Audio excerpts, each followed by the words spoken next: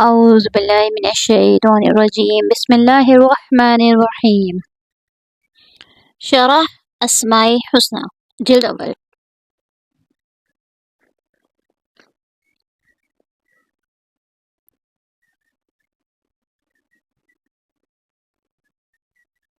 لفظ اللہ اللہ جل جلالہ لفظ اللہ اس میں ذات ہے جس کے معنی ہیں وہ ذات جو تمام کمالات کی جامع اور تمام نقائص سے پاک ہے۔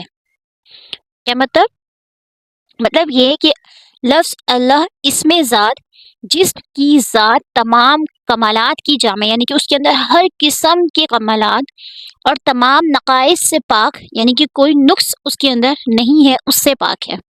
الحمدللہ، سبحان اللہ، اللہ اللہ اللہ، کیا ہی شیریں کلمہ، کیا ہی عمدہ نام ہے، اور جس ذات کا یہ نام ہے اس کی بڑائی کا بھی کیا کہنا۔ بولنے میں یہ کلمہ شیریں، کانوں میں رس گھولنے والا، دل کو محبوب، دھڑکن سے ملا ہوا، موجودات میں پنہا، دلوں میں منقوش یعنی کہ نقش کیا ہوا دلوں میں، ضمیر میں جاگوزیں اور خون میں رچا بسا یعنی کہ ہماری ضمیر میں، ہماری شہادت سے قریب، ہمارے خون میں رچا بسا۔ اسی اللہ تعالیٰ کے نام سے ہم ابتدا کرتے ہیں، اسی پر بھروسہ کرتے ہیں، اسی کی پناہ طلب کرتے ہیں، اس کی عظمت کی ہم دعائی دیتے ہیں، اس کی بڑائی سے ہم ایمان کی مضبوطی حاصل کرتے ہیں، اسی کی صفات کو ہم محبت سے بیان کرتے ہیں، اور اس کے نبی صلی اللہ علیہ وآلہ وسلم پر ہم درود بھیجتے ہیں۔ حضرت محمد صلی اللہ علیہ وسلم وہ ذات ہیں جس نے ہمیں اللہ تعالیٰ کی طرف بلایا اور اللہ تعالیٰ کی معرفت سے ہمیں سرفراز کیا، اللہ تعالیٰ تک پہنچنے کی راہ دکھائی اور ہمیں سکھلایا کہ کیسے اللہ تعالیٰ کی تعریف بیان کریں۔ لہٰذا انہی کا ارشاد ہے کہ تمہارا رب ثنا کو پسند کرتا ہے۔ ثنا مانا تعریف، کہ تمہارا رب تعریف کو پسند کرتا ہے۔ انسان کی پیدائش، اس کی قوت گویائی اور اس کا علم اللہ تعالیٰ کی تعریف بیان کرنے، اس کی بزرگی بیان کرنے، اس کی تسبیح اور اس کا ذکر کرنے ہی کے لیے تو ہے۔ اس سے زیادہ مستحق تعریف کون ہو سکتا ہے؟ یعنی کہ اللہ رب العزت سے زیادہ مستحق تعریف کون ہو سکتا ہے؟ اس سے بڑھ کر قابل مدح کون ہو سکتا ہے؟ اور اس سے بڑھ کر لائق بزرگی کون ہو سکتا ہے؟ ہرگز ہرگز کوئی بھی نہیں ہو سکتا۔ اللہ تعالی سارے جہاں کا رب ہے، وہ رحم کرنے میں سب رحم کرنے والوں سے زیادہ رحم کرنے والا ہے، سب سے زیادہ قدرت والا ہے، فیصلہ کرنے میں سب سے زیادہ مضبوط فیصلہ کرنے والا ہے۔ ساری مخلوق اسی کے قبضہ قدرت میں ہے، اسی کے قبضے میں نفع و نقصان ہے۔ در حقیقت وہی سب سے پہلے موجود تھا، فطرت یعنی اپنی تخلیقات سے وہ پہچانا جاتا ہے، اور تمام عقلیں اس کے وجود کا اقرار کرتی ہیں، بلکہ ہر موجود شے اس کے وجود کی دلیل ہے۔ ہر چیز کو دیکھیے، وہ اس کے وجود کی گواہی دیتی ہے۔ تمام مخلوقات اس کی وحدانیت اور ربوبیت پر گواہ ہیں، اور انسانی فطرت اس کا اقرار کرتی ہے۔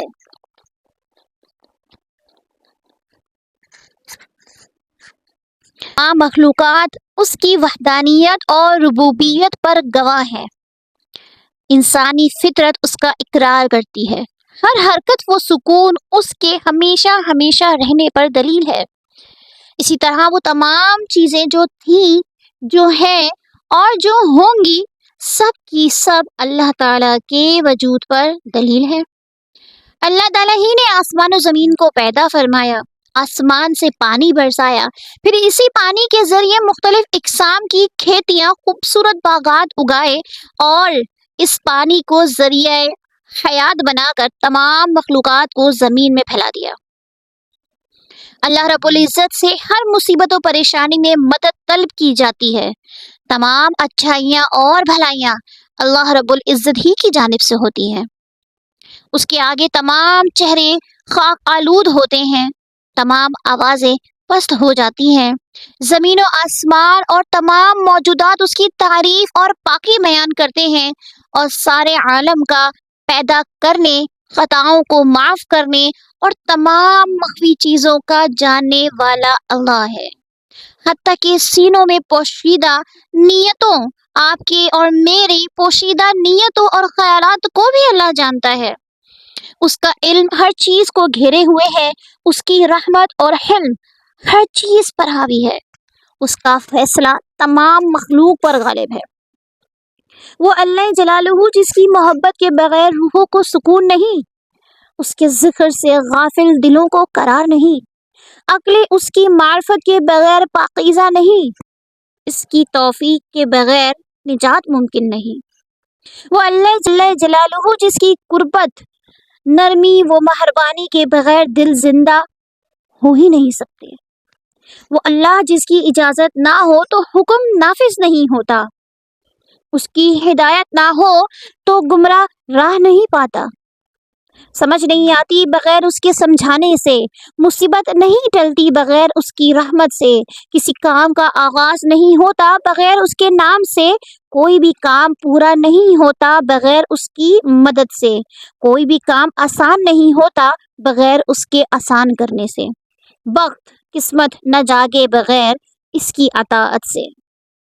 اس کی معرفت وہ محبت کے بغیر زندگی پھیکی ہے، اللہ کے دیدار و خطاب کے بغیر جنت بے مزہ ہے، اس کے علم و رحمت اور فضل و احسانات کا ہر چیز پر احاطہ، وہی محمود، وہی معبود برحق، وہی حقیقی پروردگار اور وہی حقیقی خالق ہے، ہر اعتبار سے تمام کمالات میں یکتا ہے، نقص اور عیب سے یکسر پاک ہے، ثنا خواہ اس کی تعریف کا حق ادا نہیں کر سکتے، چاہے ہم جتنی تعریف کر لیں ہم اللہ رب العزت کی تعریف کا حق ادا نہیں کر سکتے، اگرچہ وہ اپنے خیال میں اپنی ساری زندگی طرح طرح اور قسم قسم کی تعریفات میں ختم کر دیں، اس کی تعریف اس سے بھی زیادہ عظیم الشان ہے، اس کی ثنا تو وہی ہے جو بذات خود اس نے اپنے لیے منتخب فرمائی ہے۔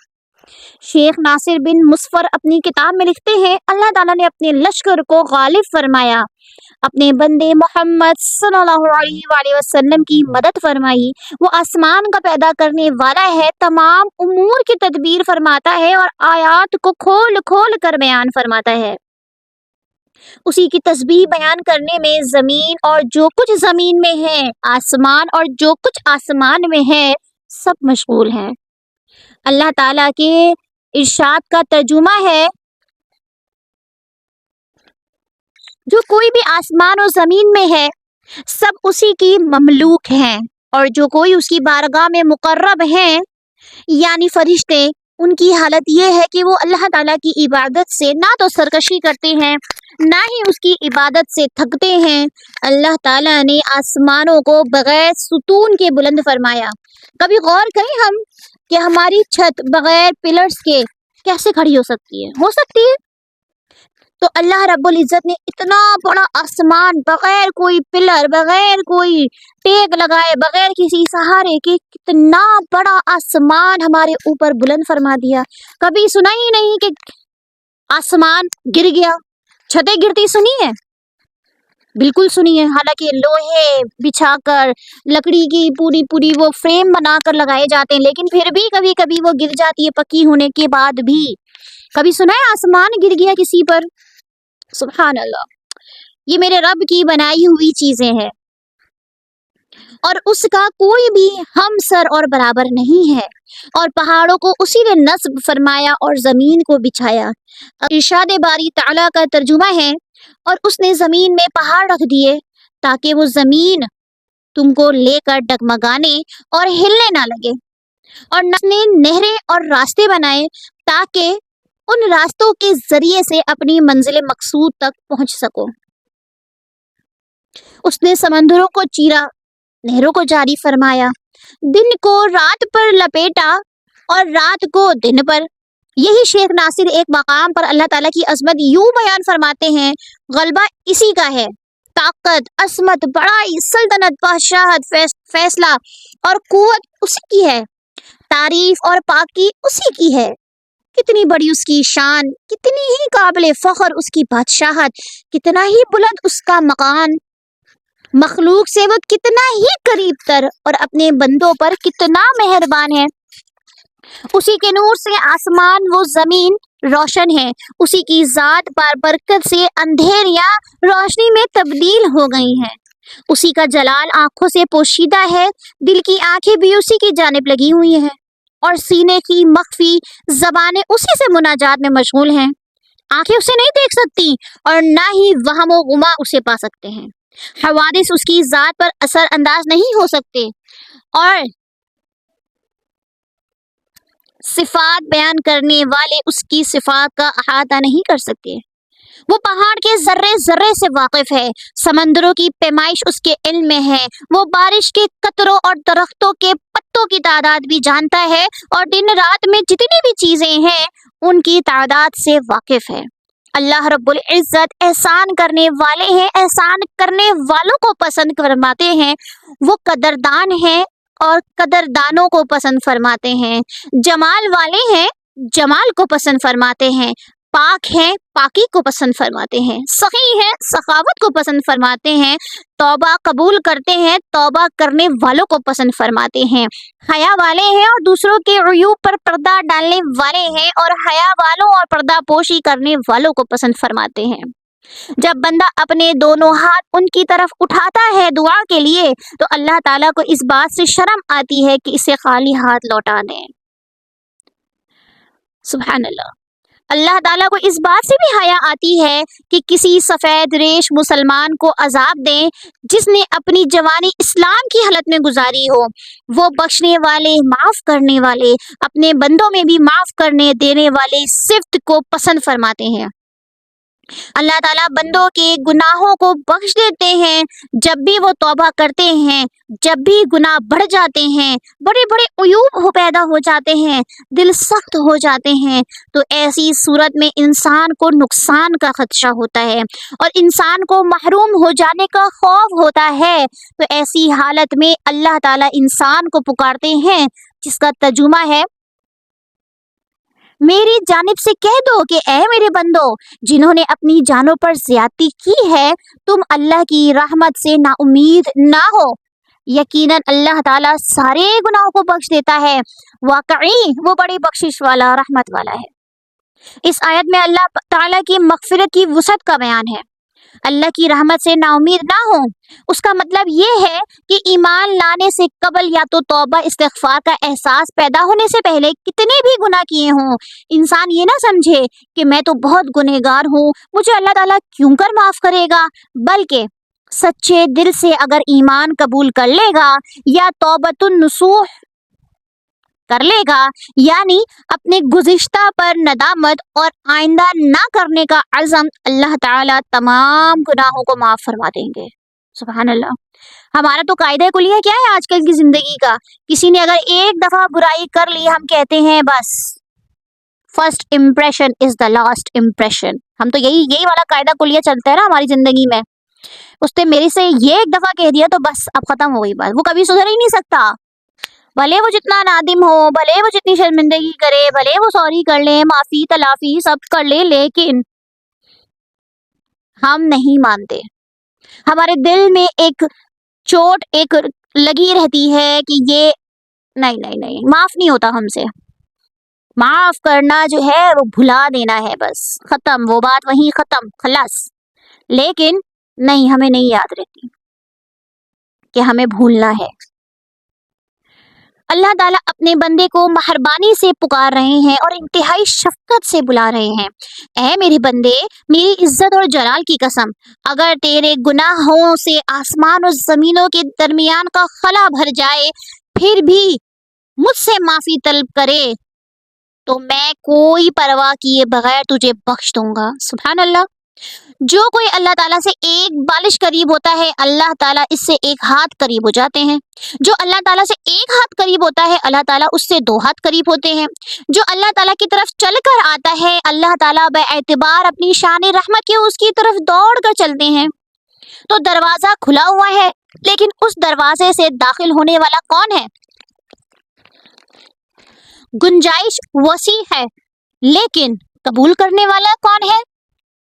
رسی تو دراز ہے، لیکن اس کو مضبوطی سے پکڑنے والا کون ہے؟ خیر تو متوجہ ہے، لیکن خیر کے در پہ ہونے والا کون ہے؟ نفع کو تلاش کرنے والے لوگ کہاں ہیں؟ ایک جگہ اللہ تعالیٰ کی رحمت کا اس طرح اظہار فرمایا کہ اللہ تعالیٰ کی طرف متوجہ ہوگا تو اللہ تعالیٰ سے دور ہونے کے باوجود اللہ تعالیٰ کو پالے گا۔ جو اللہ تعالیٰ سے اعراض کر کے اس کو قریب سے بھی پکارے تب بھی وہ اللہ تعالیٰ سے دور ہوگا، اور جو کوئی اللہ تعالیٰ کی خاطر کوئی چیز چھوڑ دیتا ہے اللہ اسے مزید عطا فرماتے ہیں۔ اللہ کی رضا کے لیے اگر کوئی ایسی چیز ہو جو آپ کو بہت پسند ہو لیکن آپ اللہ کی رضا کے لیے اسے چھوڑ دیں تو اللہ آپ کو بہت زیادہ عطا فرماتے ہیں۔ میرا دل چاہتا ہے، کبھی کبھی چاہتا تھا، اب نہیں چاہتا، اللہ نہ کرے کہ اب چاہے، جب میرا دل چاہتا ہے کہ کیا اتنی گرمی ہے، ابایا پہنو، یہ پہنو، نقاب لگاؤ، موزے پہنو، گلوز پہنو، ایسے ہی چل لو، گرمی بہت ہے، لوگ ویسے بھی دیکھ کے بڑا عجیب سا بہیو کرتے ہیں کہ اتنی گرمی میں اتنا سب کچھ پہن لیا ہے، اور لیکن پھر اور لڑکیوں کو دیکھ کے بھی نا بڑا وہ ہوتا ہے یار کتنی سکون میں چل رہی ہے بغیر بے پردے کی، دوپٹہ بھی نہیں پہنا ہوا، اب تو دوپٹہ خیر ہوتا ہی نہیں ہے تو بڑی سکون سے چل رہی ہے، گرمی بھی نہیں لگ رہی ان کو، لیکن جب وہ پسینہ اندر سے بہہ رہا ہوتا ہے نا برقعے کے اندر سے تو دل میں یہ خیال آ رہا ہوتا ہے کہ یہ جو برقعہ ہم نے پہنا ہے اور یہ جو پسینہ ہمارے جسم پہ جاری ہو رہا ہے یہ ہمارے لیے جنت کا سامان بنا رہا ہے، کیونکہ ہم نے جو پردہ کیا ہے وہ کس کے لیے کیا ہے؟ یہ پردہ اللہ کو راضی کرنے کے لیے کیا ہے۔ بلا شبہ ہمارا جسم اس سے ڈھکا ہوا ہے، ہم اس سے ڈھکے ہوئے، لیکن پردے کا حکم ہمیں ہمارے اللہ نے دیا تو ہم وہ پردہ اس لیے کر رہے ہیں، نیت یہ ہے ہماری کہ ہم وہ پردہ اس لیے کر رہے ہیں کہ ہمارے اللہ نے ہمیں حکم دیا۔ جو بندہ اللہ تعالیٰ کی چاہت کا خیال رکھتا ہے تو اللہ تعالیٰ بھی اس کی مرضی کا خیال رکھتے ہیں، اور جو کوئی اللہ تعالیٰ کی مدد کو شامل حال رکھ کر کام کرتا ہے اللہ تعالیٰ اس کے لیے لوہے کو بھی نرم فرما دیتے ہیں۔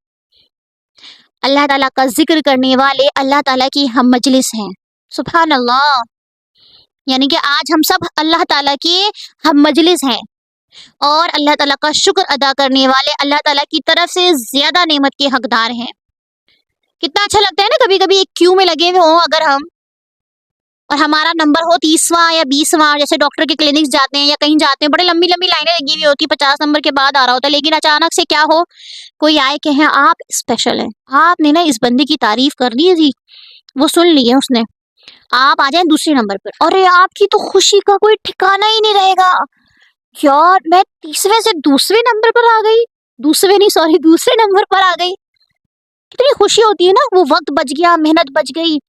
ایسا ہی اللہ تعالیٰ بھی یہی کریں گے ہمارے ساتھ، جب ہماری لائن لگی ہوگی نا حساب کتاب کی تو اللہ تعالیٰ کہیں گے وہ کہاں ہے میری مجلس میں بیٹھنے والے، میرا ذکر کرنے والے، میرا شکر کرنے والے، وہ آگے آتے، ہمارا نا ایک ایک کر کے نا بڑھتا جائے گا۔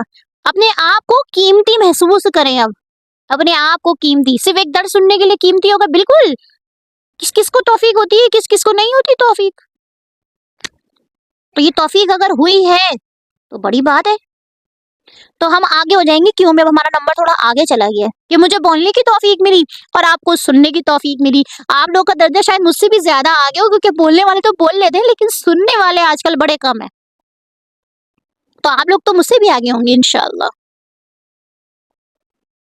اچھا جی اللہ کے اطاعت گزار بندے اس کی جانب سے اعزاز کے مستحق ہیں، اور گنہگاروں کو اللہ تعالیٰ اپنی رحمت سے مایوس نہیں فرماتے، اگر وہ توبہ کر لیتے ہیں تو اللہ تعالیٰ ان کے محبوب بن جاتے ہیں، اگر وہ گنہگار توبہ نہیں کرتے تو بھی اللہ تعالیٰ ان پر رحیم ہوتے ہیں، وہ انہیں مصائب میں مبتلا فرماتے ہیں تاکہ ان کے عیوب پاک ہو جائیں اور اپنی طرف متوجہ کریں اللہ تعالیٰ انہیں۔ اللہ تعالیٰ اتنے قدردان ہیں کہ ایک نیکی ان کے نزدیک 10 سے لے کر 700 نیکیوں کے برابر ہے، اس سے بھی زیادہ بلکہ، اور برائی میں وہ ایک ہی برائی کا شمار کرتے ہیں۔ اگر بندہ اس برائی گناہ پر نادم ہو کر معافی مانگ لے تو اللہ تعالیٰ اسے معاف کر دیتے ہیں۔ اللہ تعالیٰ تھوڑے عمل کی بھی قدردانی فرماتے ہیں، خطاؤں کو بہت زیادہ معاف فرماتے ہیں، سچی توبہ کر لینے والوں کے گناہوں کو بھی نیکیوں میں بدل فرما دیتے ہیں۔ جب افکار جمع ہونے لگتے ہیں، یعنی کہ فکریں جمع ہونے لگتی ہیں، غم اپنے خیمے گاڑ دیتا ہے، پریشانیاں حد سے بڑھنے لگتی ہیں، بڑے بڑے معاملات رونما ہونے لگتے ہیں، نجات کی راہیں تنگ ہونے لگتی ہیں، تمام حیلے اور خلاصی کے راستے ختم ہوتے نظر آتے ہیں، تو پکارنے والا پکارتا ہے، اے اللہ، اے اللہ، وہ اللہ جس کے سوا کوئی معبود نہیں، جو بزرگی والا بردبار ہے، وہ اللہ جس کے سوا کوئی عبادت کا حق نہیں رکھتا، جو عرش عظیم کا رب ہے، وہ اللہ جس کے سوا کوئی لائق عبادت نہیں، جو آسمانوں کا رب ہے، زمین کا رب ہے، عرش کریم کا رب ہے، بس وہی تو ہے جو غموں کو دور کرتا ہے، پریشانیوں کو ختم کرتا ہے، مصائب سے نجات فرماتا ہے۔ جب مریض کا مرض بڑھ جاتا ہے اور جسم لاغر ہو جاتا ہے، رنگت پھیکی پڑ جاتی ہے، خلاصی کے ذرائع اور راستے کمزور اور کم ہوتے نظر آتے ہیں، طبیب عاجز ہوتے ہیں، دوا بے اثر ہو جاتی ہے، نفس گھبراہٹ کا شکار ہو جاتا ہے، ہاتھ کپ کپانے لگتے ہیں، دل خوف زدہ ہو جاتا ہے، مریض بے حال ہو جاتا ہے، ایسی حالت میں مریض اس بلند مرتبہ بزرگی عظمت والی ذات کی جانب متوجہ ہوتا ہے اور پکارتا ہے، اے اللہ، اے میرے پیارے اللہ، اے اللہ۔ اس پکار کی بربرکت سے بیماری دور ہوتی جاتی ہے، صحت جسم میں سرایت کرنے لگتی ہے اور دعا سن لی جاتی ہے، حتیٰ کہ مریض شفایاب ہو جاتا ہے۔ وہ اللہ ہی تو ہے جو بیماری بھی پیدا کرتا ہے۔ میرے بندے کسی طرح بھی میری جانب متوجہ تو ہوں، پھر اس کی مصلحت ہوتی ہے تو بیماری دور کر کے شفا بھی عطا فرماتا ہے، اور اگر بیماری ہی میں مصلحت ہو تو بیماری پر صبر کی بدولت بندے کو اللہ رب العزت اجر عظیم سے نوازتا ہے۔ ہاں، جب کشتی چلتے چلتے گہرے سمندر میں دور نکل جائے اور تیز تو تند ہوائیں چلنے لگیں، فضا بادلوں سے بھر جائے، گھٹا تو بادلوں سے تاریکی چھا جائے، بجلی چمکنے لگے، بادلوں کی گرج ہو، اندھیرے اندھیرے ہوں، کشتی موجوں میں ڈوبنے لگے، کلیجہ منہ کو آنے لگے، کشتی ڈوبتی نظر آئے، موت کی سواری تیار کھڑی ہو، ایسے میں دل کی گہرائیوں سے جس ذات کی طرف انسان متوجہ ہوتا ہے، اندر سے آواز آتی ہے کہ اب بچانے والی ذات صرف اور صرف ایک اللہ ہی کی ہے۔ اسی کی جانب دل متوجہ ہو جائے اور آوازیں آنے لگے، یا اللہ، یا اللہ، یا اللہ۔ پھر اللہ تعالیٰ کی مہربانی متوجہ ہو جائے، سخت اندھیرے میں روشنی پھوٹ پڑے اور ہلاکت کی تمام صورتیں اللہ تعالیٰ کی مہربانیوں سے ختم ہو جائیں۔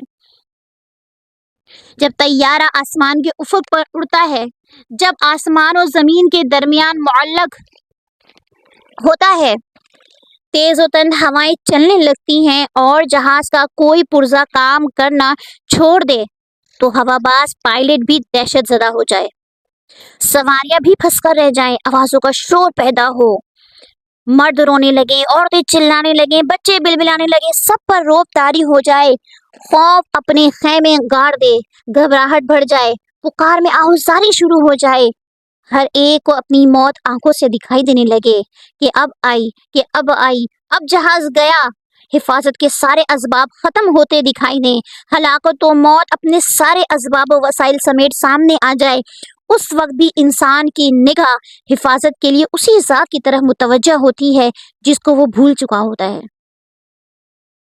کیا کرتے ہیں ہم لوگ سفر میں؟ کانوں میں ہینڈ فری لگا کے گانے سن رہے ہوتے ہیں. اللہ اکبر. مجھے خوف آتا ہے, میری روح کانپ جاتی ہے کہ جب میں کسی کو کانوں میں, ایک تو چل رہا ہے نا گانا, ہم چل رہے ہیں, روڈ پہ چل رہے ہیں, بس میں جا رہے ہیں, ٹیکسی میں جا رہے ہیں, گانا چل رہا ہے ایک, تو وہ کان میں زبردستی جا رہا ہے, تو شاید ہم توبہ استغفار کرتے ہیں, کرتے اگلے کو تو ہم چاہے ایک دفعہ زبان سے منع کریں وہ سن لیں, لیکن شاید نہ سنیں. کبھی کبھی ایسا بھی ہوتا ہے کہ آپ نہیں بول سکتے ہو, تو کم سے کم دل میں برائی اور بندہ ذکر کرے. لیکن وہ ان لوگوں کا کیا ہے جو کان میں ہینڈ فری لگا کے گانے سن رہے ہیں, بڑا خوف آتا ہے, بہت خوف آتا ہے. مطلب اللہم احفظنا منہم, آمین ثم آمین. اچھا جی, تو ہم کہاں تھے؟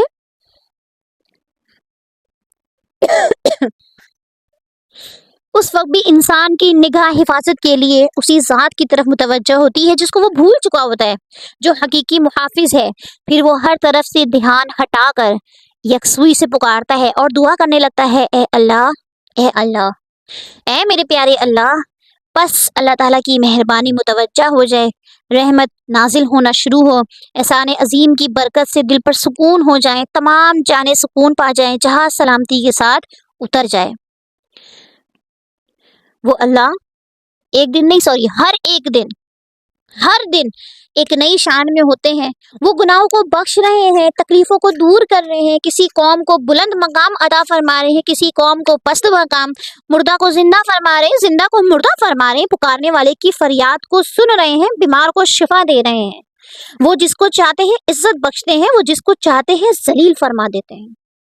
ٹوٹی ہوئی ہڈی کو جوڑتے ہیں, فقیر کو مالدار بنا دیتے ہیں, جاہل کو عالم بنا دیتے ہیں, گمراہ کو ہدایت دے دیتے ہیں, حیران و پریشان شخص کی رہنمائی فرما دیتے ہیں, ننگے کو کپڑا پہنا دیتے ہیں. وہ مصیبت زدہ کو عافیت عطا فرماتے ہیں, توبہ کرنے والے کی توبہ فرماتے ہیں قبول, نیکی کرنے والے کو اچھا بدلہ فرماتے ہیں, مظلوم کی مدد فرماتا ہے. لفظ اللہ کس سے ماخوذ ہے؟ اسے جس کے معنی ہے عطا کرنا. ذات باری تعالیٰ کو اللہ تعالیٰ اس لیے کہتے ہیں کہ وہ عطا کرتا ہے, بلکہ صرف وہی عطا کرتا ہے, اور وہ کیا کچھ عطا نہیں کرتا. زندگی, جسم, ہاتھ, پاؤں, بصیرت, بصارت, سماعت, حرکت, غور و فکر کی قوت, صلاحیت, دل میں ایمان کا نور, دماغ میں فکر کا شعور, یہ سب کچھ اسی کا عطا کرتا ہے. ہمیں کیا لگتا ہے ہمارے دماغ میں جتنی طاقت ہے, قوت ہے, سوچنے سمجھنے کی صلاحیت ہے, ہماری طرف سے, اللہ کی طرف سے ہے, اس کے عطا کرنے کی طرف سے.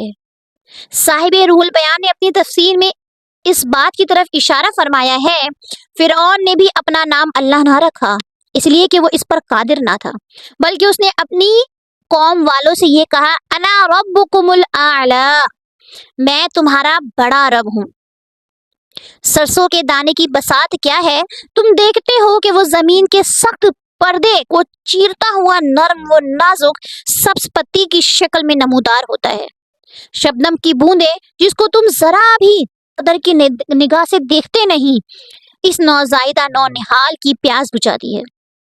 سورج کی کرنیں جن کی روشنی کو تم روز پاؤں تلے کچلتے ہو, اس کی تیز و گرم مگر مہربان گود میں لے کر پرورش کرتی ہیں. ہوا کے جھونکے اس نازک ترین پودے کو جھولا جھلاتے ہیں, یہاں تک کہ یہ بچہ جوان ہو جاتا ہے. تم نے دیکھا کہ ذرا سے پودے کو کس سلیقہ, ترتیب اور نظم و ضبط کے ساتھ پرورش ہوئی. یہ اسباب جن کو کسی طرح بھی اتفاق نہیں کہا جا سکتا, اس کی نشو و نما کے لیے جمع ہوئے. آخر اس ماحول کو پیدا کر کے اس کی سازگار اور ان سب اسباب کو جمع کرنے والا, اس قوت کا نام صرف اور صرف اللہ ہے. سبحان اللہ. یہ نام اللہ کائنات کی روح اور جان ہے. یہ نام اس وقت بھی تھا جب کائنات میں کچھ بھی نہ تھا, اور اس وقت بھی ہوگا جب کچھ بھی باقی نہیں رہے گا. یہ نام کائنات کی روح اور جان ہے. یہ دنیا اس وقت تک قائم رہے گی جب تک کسی ایک زبان پر بھی یہ مقدس نام جاری رہے گا. اگر کوئی ایک زبان بھی اللہ تعالیٰ پر ایمان رکھتے ہوئے اللہ اللہ کہنے والی باقی نہ رہی, تو اس ساری کائنات کو لپیٹ دیا جائے گا. آسمان کی کندیلیں بجھا دی جائیں گی, दरियाओं और समंदरों का पानी खुश्क हो जाएगा, फूलों का तबस्सुम, अनासिर का मासूम शोर, हसीन सुबहों की अंगड़ाइयाँ, ठंडी रातों का सुकून, जिंदगी के दिल लुभाने वाले नज़ारे मौकूफ हो जाएंगे। ये नाम हर मजहब वाले की जबान पर है। किसी ने उसे परमेश्वर कहकर पुकारा, किसी ने ब्रह्मन कहकर, किसी ने राम राम कहकर, किसी ने आहो मिज़दा कहकर, किसी ने अलाहिया और यज़दान कहकर। अगर गोश होश होश के कानों के साथ सुना जाए तो फूलों की मुस्कुराहट, चिड़ियों की चहचहाहट, पत्तों की ससराहट और किरणों की जगमगाहट में से अल्लाह अल्लाह ही की आवाज़ आती है और उसकी कुदरत जलवाए नुमा होती है। ये नामी गरामी ऐसा बाबरकत नाम है कि इसके पढ़ने वाले महरूम नहीं रहते। अंबिया, औलिया, सलहा, अतकिया सभी ने इसकी नाम की सदाएं बुलंद की। इस नाम को हजरत आदम अलैहिस्सलाम ने रद्द ज़बां किया तो इनका इस्तिराब सुकून में बदल गया। इस नाम की बरकत से हजरत ज़करिया अलैहिस्सलाम के बुढ़ापे की खिज़ा में हजरत याह्या अलैहिस्सलाम जैसा फूल खिला। इस नाम की तासीर से सैयदना इब्राहीम अलैहिस्सलाम के लिए दहकता हुआ लावा गुलशन बन गया। उस अल्लाह को यूनुस अलैहिस्सलाम ने मछली के पेट में पुकारा तो गम से निजात मिली। हजरत मूसा अलैहिस्सलाम ने पुकारा तो पत्थर से चश्मे रवा हो गए। उछलता कूदता दरिया खुश्क हो गया। हजरत ईसा अलैहिस्सलाम ने अल्लाह का नाम लिया तो नाबीना बीना हो गया, कोढ़ी तंदुरुस्त हो गया, मुर्दा जिंदा हो गया। हुजूर अकरम सल्लल्लाहु अलैहि वसल्लम ने अल्लाह का नाम लिया तो एक काफिर के हाथ से आप पर सोती हुई तलवार गिर पड़ी, कनकरियां बोल उठी, चांद दो टुकड़े हो गया, चट्टानों से ज्यादा सख्त दिलों के में हिदायत के चश्मे उबल पड़े। अरब के शहर और बस्तियां रुश्त व सुलह यानी कि हिदायत के नूर से जगमगा उठी। इसमें आज़म, हम कहते हैं ना इसमें आज़म कौन सा हो जिसमें जो दुआ में पढ़े तो कबूल हो जाए। सुने, ये जो आगे आने वाला है ना, इसने मेरी जिंदगी बदली है। इंशाल्लाह आज आप लोगों की भी बदल जाए, आमीन। तवज्जो से मोहब्बत से सुने। इसमें आज़म, ये इसमें मुबारक अक्सर उलमा के नज़दीक 99 अस्माए हुस्ना से ज्यादा 99 अस्माए हुस्ना से ज्यादा अजमत वाला है, इसलिए कि ये सारी सिफात का जामे है। बात समझ आई कि हम कहते हैं ना इसमें आज़म है अल हय्यु क़य्यूम, अश-शाफ़ी, अस-समीउ, अल-बदीउ, लेकिन अल्लाह का जो नाम है ना, नाम वो तमाम 99 सिफात का जामे है। यानी कि जो अल्लाह का लफ्ज है ना, वो 90 लफ्ज की कैटेगरीज की सिफात बना रहा है। तो जो सिर्फ अल्लाह ही कह के दुआ मांगेगा तो ऑटोमेटिकली उसके अंदर ही 90 सिफात इसमें आज़म बाकी के अस्माउल हुस्ना दाखिल हो जाएंगे। हमें कहीं और जाने की जरूरत नहीं महसूस होगी। ये वो मिसाल है कि किसी ने मुझसे पूछा कि मुझे रोजगार के लिए कोई वजीफा बता दे। मैंने कहा तीसरा कलमा पढ़ते जाएं, एक तस्बीह सुबह, एक तस्बीह शाम, इंशाल्लाह कहीं और जाने की जरूरत नहीं पड़ेगी। नहीं, मुझे कोई बड़ा वजीफा बताएं। मैंने कहा अस्तगफिरुल्लाह। अगर तीसरा कलमा सुन लें, समझ लें, उसमें अल्लाह की तारीफ, किब्रियाई और उसके अंदर होने वाली जो उसके अंदर अल्फाज हैं उनको पढ़ के समझ लें, उसकी बरकत से वाकिफ हो जाएं, तो मेरा नहीं ख्याल कि जिंदगी में कोई और किसी चीज की जरूरत पड़ेगी सिवाय उस तीसरे कलमे की दुआओं की। उसमें इतनी बेहतरीन और जामे दुआएं हैं, इतने बेहतरीन और जामे कलमे हैं। लेकिन हमें बड़े बड़े वज़ाइफ करने हैं। हम चाहते हैं हम बड़े बड़े वज़ाइफ करेंगे तो जल्दी जल्दी दुआएं कबूल होंगी। लफ्ज अल्लाह कह के मांगा, ऑटोमेटिकली सारे वज़ाइफ इसी लफ्ज से शुरू हो गए, इसी पे खत्म है। अगर ये बात आज समझ आ गई ना, तो मेरा नहीं ख्याल कि जिंदगी में कहीं और जाने की जरूरत पड़ेगी। बाकी चीजें तो बहुत बाद में आती हैं। हज़रत शेख अब्दुल कादिर जिलानी रहीमहुल्लाह ताला फरमाते हैं, अल इस्मुल आज़मु हुवल्लाहु, अल इस्मुल आज़मु, इसमें आज़म, हुवल्लाहु, अल्लाह है। لیکنی بشرطی، لیکن اس شرط کے ساتھ ان تقولا، اگر آپ نے کہا اللہ اللہ ولیس فی قلبک سوى اللہ، لیکن اس شرط کے ساتھ جب آپ اللہ تعالیٰ کو اس مبارک نام سے پکاریں اور آپ کے دل میں لیس فی قلبک، نہیں ہو آپ کے دل میں سوى اللہ، کسی اور کا خیال سوائے اللہ کے۔ اب آپ نے بڑا وظیفہ لے لیا، وظیفہ اس لیے پڑھ رہے ہیں کہ باجی نے دیا، وظیفہ پڑھ رہے ہیں باجی نے دیا، وظیفہ پڑھ رہے ہیں باجی نے دیا، یہ قبول ضرور ہوگا۔ اللہ اکبر، وظیفہ مطلب آپ جو پڑھ رہے ہیں وہ پڑھنے کے اندر دیکھیں گے نا کہ پڑھ کیا رہے ہیں، اس نام پہ غور کریں گے کہ جو نام ہم پڑھ رہے ہیں ہم اللہ سے مانگ رہے ہیں تو یہ بے شک اللہ ہی پورا کرے گا۔ نہیں نہیں نہیں نہیں نہیں، ہم تو ہماری دعا قبول اگر ہو بھی گئی 2 دن میں پوری ہو گئی، 1 ہفتے بعد پوری، ڈبہ لے کے مٹھائی کا لے کے پہنچ گئے باجی آپ کو بتایا ہوا وظیفہ کام آ گیا، باجی مشہور آپ مشہور، مٹھائی کھلائی بات ختم۔ اللہ، یہ سارا بیچ کا جو مسئلہ تھا نا وہ یقین کا تھا۔ تو اس میں اعظم اللہ ہی ہے، جب تک اللہ رہے گا آپ کے لیے اس میں اعظم، جب تک کہ آپ کے دل میں کسی اور کا خیال نہ ہو۔ مخلوق کو تو بالکل مائنس کر دیں اپنی زندگی سے، کس چیز کے لیے، کس پرپس کے لیے، مانگنے کے پرپس کے لیے۔ سمجھ میں آئی؟ اس میں اعظم اللہ ہی ہے۔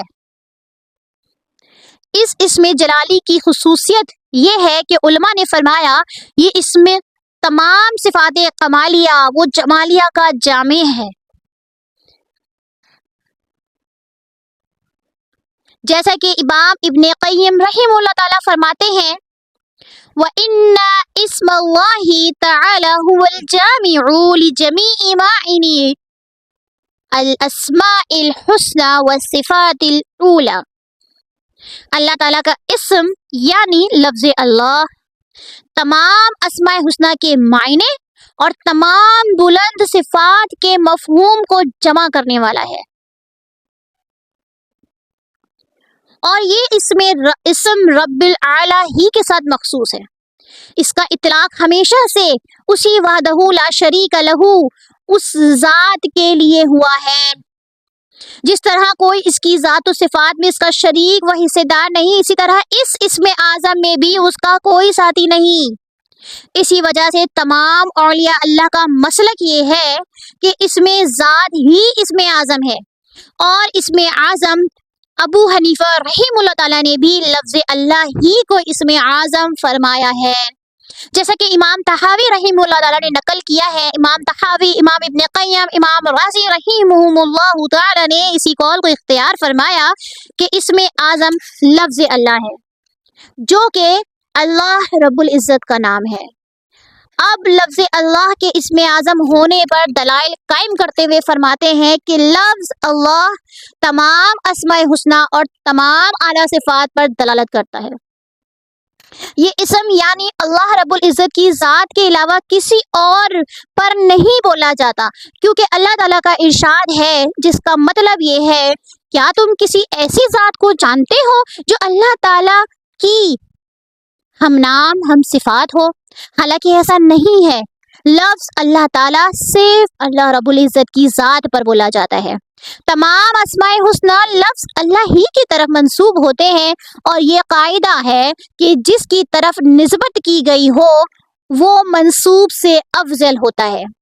تو اس قاعدے سے یہ معلوم ہوا کہ اصل موصول لفظ اللہ ہے، لہٰذا لفظ اللہ تمام اسماء حسنہ میں سب سے زیادہ افضل ہے۔ اس کے علاوہ یہ بات بھی یوں کہا جا سکتا ہے الرحمن، الرحیم، المالک، القدوس، یہ سب اللہ تعالیٰ کے نام ہیں، لیکن یوں نہیں کہا جا سکتا کہ اللہ رحمان کا نام ہے، اللہ رحیم کا نام ہے۔ لہٰذا نتیجہ یہ نکلا کہ تمام اسماء الحسنہ میں اصل اسم اللہ ہے۔ اللہ رب العزت کی ارشاد کا ترجمہ ہے، کہہ دیجئے کہ اللہ کو اللہ کہہ کر پکارو یا رحمان کہہ کر پکارو۔ یہ حضرات فرماتے ہیں اس آیت میں انہی 2 ناموں کو خاص طور پر ذکر کیا، پھر ان میں بھی نام مبارک اللہ الرحمان سے اشرف و افضل ہے۔ دو وجوہات کی بنا پر۔ نمبر ایک، اس آیات میں لفظ اللہ کو پہلے ذکر کیا گیا اور الرحمن کو بعد میں، جس سے لفظ اللہ کا افضل ہونا معلوم ہوتا ہے۔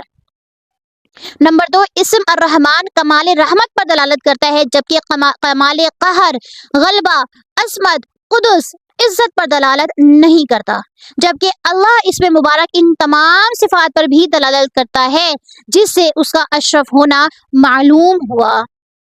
ان چند وجوہات سے ثابت ہوتا ہے کہ اسم اعظم اللہ ہی ہے۔ اللہ رب العزت کے نام کا ادب۔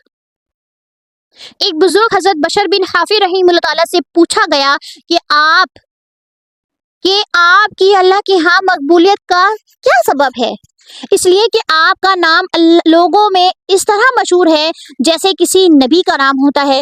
فرمانے لگے، یہ محض اللہ رب العزت کا فضل ہے، اس میں میرا کوئی کمال نہیں۔ میں ایک گناہگار عیاش طبیعت آدمی تھا۔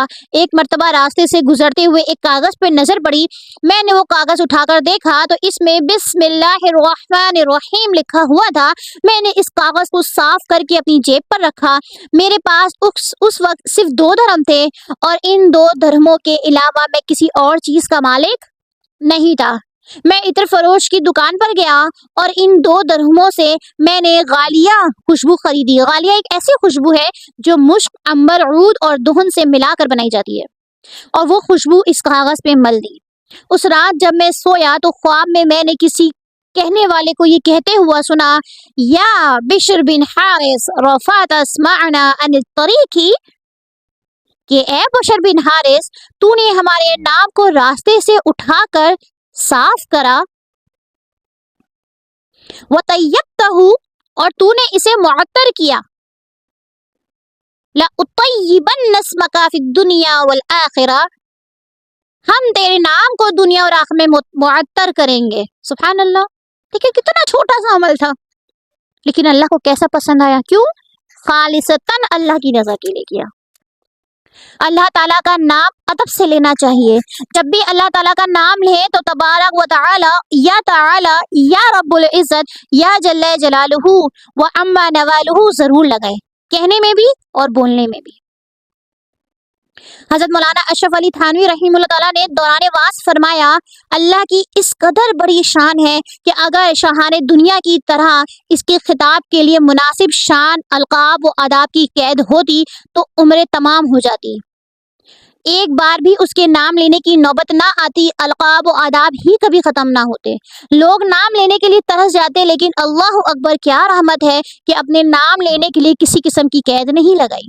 جس وقت جس حالت میں جی چاہے اس کا نام لے کے خطاب کر سکتے ہیں، بجز چند خاص موقعوں پر اور چند خاص حالات کے اس وقت زبان سے ذکر کرنا خلاف ادب ہے۔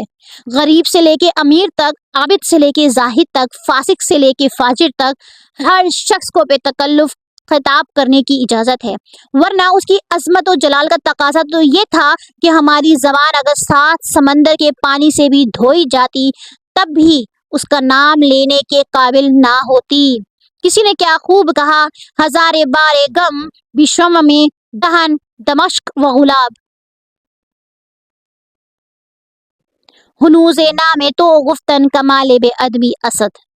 اگر ہم 1000 بار اس زبان کو مشک وہ غلاب سے دھو ڈالیں پھر بھی زبان سے آپ کا نام لینا بے ادبی ہے، مگر قربان جانی اس کی رحمت پر کہ اپنا نام لینا بندوں پر کس قدر آسان فرما لیا۔ اللہ تعالیٰ کا نام بیگانوں کو یگانہ بنا دیتا ہے۔ حضرت مولانا ابو الحسن ندوی رحمہ اللہ تعالیٰ فرماتے ہیں، اسلامی معاشرہ اللہ تعالیٰ کی عظمت، اس کی قدرت، اس کی وحدت کے عقیدے پر وجود میں آتا ہے۔ ایک مسلمان مرد کی مسلمان خاتون سے ہم سفری اور رفاقت تب جائز ہوتی ہے جب وہ اللہ تعالیٰ کا نام بیچ میں لائیں۔ اللہ تعالیٰ کا نام ہی بیگانوں کو یگانہ بناتا ہے، دور کو نزدیک کرتا ہے، غیروں کو اپنا بناتا ہے۔ جن کی پرچھائی بھی پڑھنا گوارا نہ تھی، ان کو ایسا قریب اور عزیز بنا دیا جاتا ہے کہ ان کے بغیر زندگی کا تصور بھی نہیں ہو سکتا۔ وہ ایک دوسرے کے رفیق حیات اور ذمہ دار بن جاتے ہیں۔ شوہر اور بیوی کا تعلق محبت و اعتماد کا تعلق ہے، جو بے تکلفی، اعتماد، سادگی، فطریت ان کے درمیان ہوتی ہے، کسی اور رشتے میں اس کا تصور نہیں کیا جا سکتا۔ یہ سب اللہ تعالیٰ کے نام کا کرشمہ ہے۔ اللہ تعالیٰ کا نام بیچ میں آتا ہے تو ایک نئی دنیا وجود میں آ جاتی ہے۔ کل تک جو غیر تھا، جو غیر تھی، آج وہ اپنوں سے بھی زیادہ بڑھ کر اپنا بن جاتا یا بن جاتی ہے۔ ایک مسلمان مرد، ایک مسلمان عورت ایک دوسرے کے لیے بے تکلف ہو جاتے ہیں، ایک دوسرے کے ساتھ بعض اوقات سفر بھی نہیں کر سکتے تھے، ایک دوسرے کے لیے نامحرم تھے، لیکن جب اللہ تعالیٰ کا نام بیچ میں آ جاتا ہے تو ایک مقدس رشتہ قائم ہو جاتا ہے۔ یہ ایک قرآنی معجزہ ہے۔ تساءلون بھی کہہ کر انسانی معاشرے کا باہمی ارتباط، پیوستگی، وابستگی اور ہر ایک کا ایک دوسرے کے ساتھ جڑا ہوا ایسا بیان کر دیا کہ کوئی بڑے سے بڑا دانشور، بڑے سے بڑا چارٹر بھی اس کو بیان نہیں کر سکتا۔ فلسفہ اجتماع و عمرانیات، سوشیولوجی کی بڑی ضخیم کتاب بھی اس کو نہیں بیان کر سکتی۔ پھر یہ فرمایا کہ جس کا نام بیچ میں لا کر حرام کو حلال کرتے ہو، ناجائز کو جائز کرتے ہو، اپنی زندگی میں انقلاب عظیم لاتے ہو، اس پاک اور بڑے نام کی لاج بھی رکھنی چاہیے۔ بے چینی دور کرنے کے لیے دل میں اللہ کا نام بسا لیں۔ جس نے اللہ تعالیٰ کی یاد کو اپنے دل میں بسا لیا، اس نے سکون اور آرام پا لیا۔ جس نے اپنے دل کو لوگوں سے کچھ ملنے کی امید میں یا کچھ چھن جانے کے خوف میں الجھا دیا، وہ پریشان ہو کر رہ جائے گا، بے چینی اس پر غالب آ جائے گی۔ جب اللہ تعالیٰ کسی بندے کے محبوب بنانے کا ارادہ کرتے ہیں تو اس کو اپنی محبت کے لیے منتخب کرتے ہیں اور اپنی عبادت کے لیے خاص کرتے ہیں۔ اس کی زبان اللہ تعالیٰ کی یاد میں مشغول رہتی ہے اور وہ بندہ اللہ تعالیٰ کے دین کی خدمت میں لگا رہتا ہے۔ اللہ تعالیٰ سے تعلق کے ذریعے غم کی اندھیری رات ایک دن ضرور ختم ہوگی۔ یہ دنیا آزمائشوں کا مقام، مصائب کا مکان، ایک امتحان گاہ آخرت کی کھیتی ہے۔ اس دنیا میں انسان پر طرح طرح کے حالات آتے ہیں۔ یہ حضرت انسان کبھی خوش ہوتا ہے اور کبھی غم کا شکار ہوتا ہے۔ ہر انسان یہ چاہتا ہے کہ وہ ہمیشہ خوش رہے، لیکن یہ اس کے اختیار میں نہیں۔ یہ سارے حالات اللہ تعالیٰ کی طرف سے ہوتے ہیں۔ اگر انسان پہ ہمیشہ ایک ہی حالت رہتی تو وہ دوسری چیز کی قدر کیسے کرتا؟ غم بھی ایک ایسی کیفیت ہے جو اللہ تعالیٰ کی طرف سے انسان پر بعض اوقات آتی ہے، لیکن یہ ہمیشہ نہیں رہتی۔ یہ قرآنی قانون ہے، ان مع العسر یسرا، یعنی ہر تنگی کے ساتھ دو راحتیں ہوتی ہیں۔ اس لیے کسی بھی شخص کو غم کی وجہ سے اللہ تعالیٰ کی رحمت سے مایوس نہیں ہونا چاہیے، بلکہ ثابت قدم رہے۔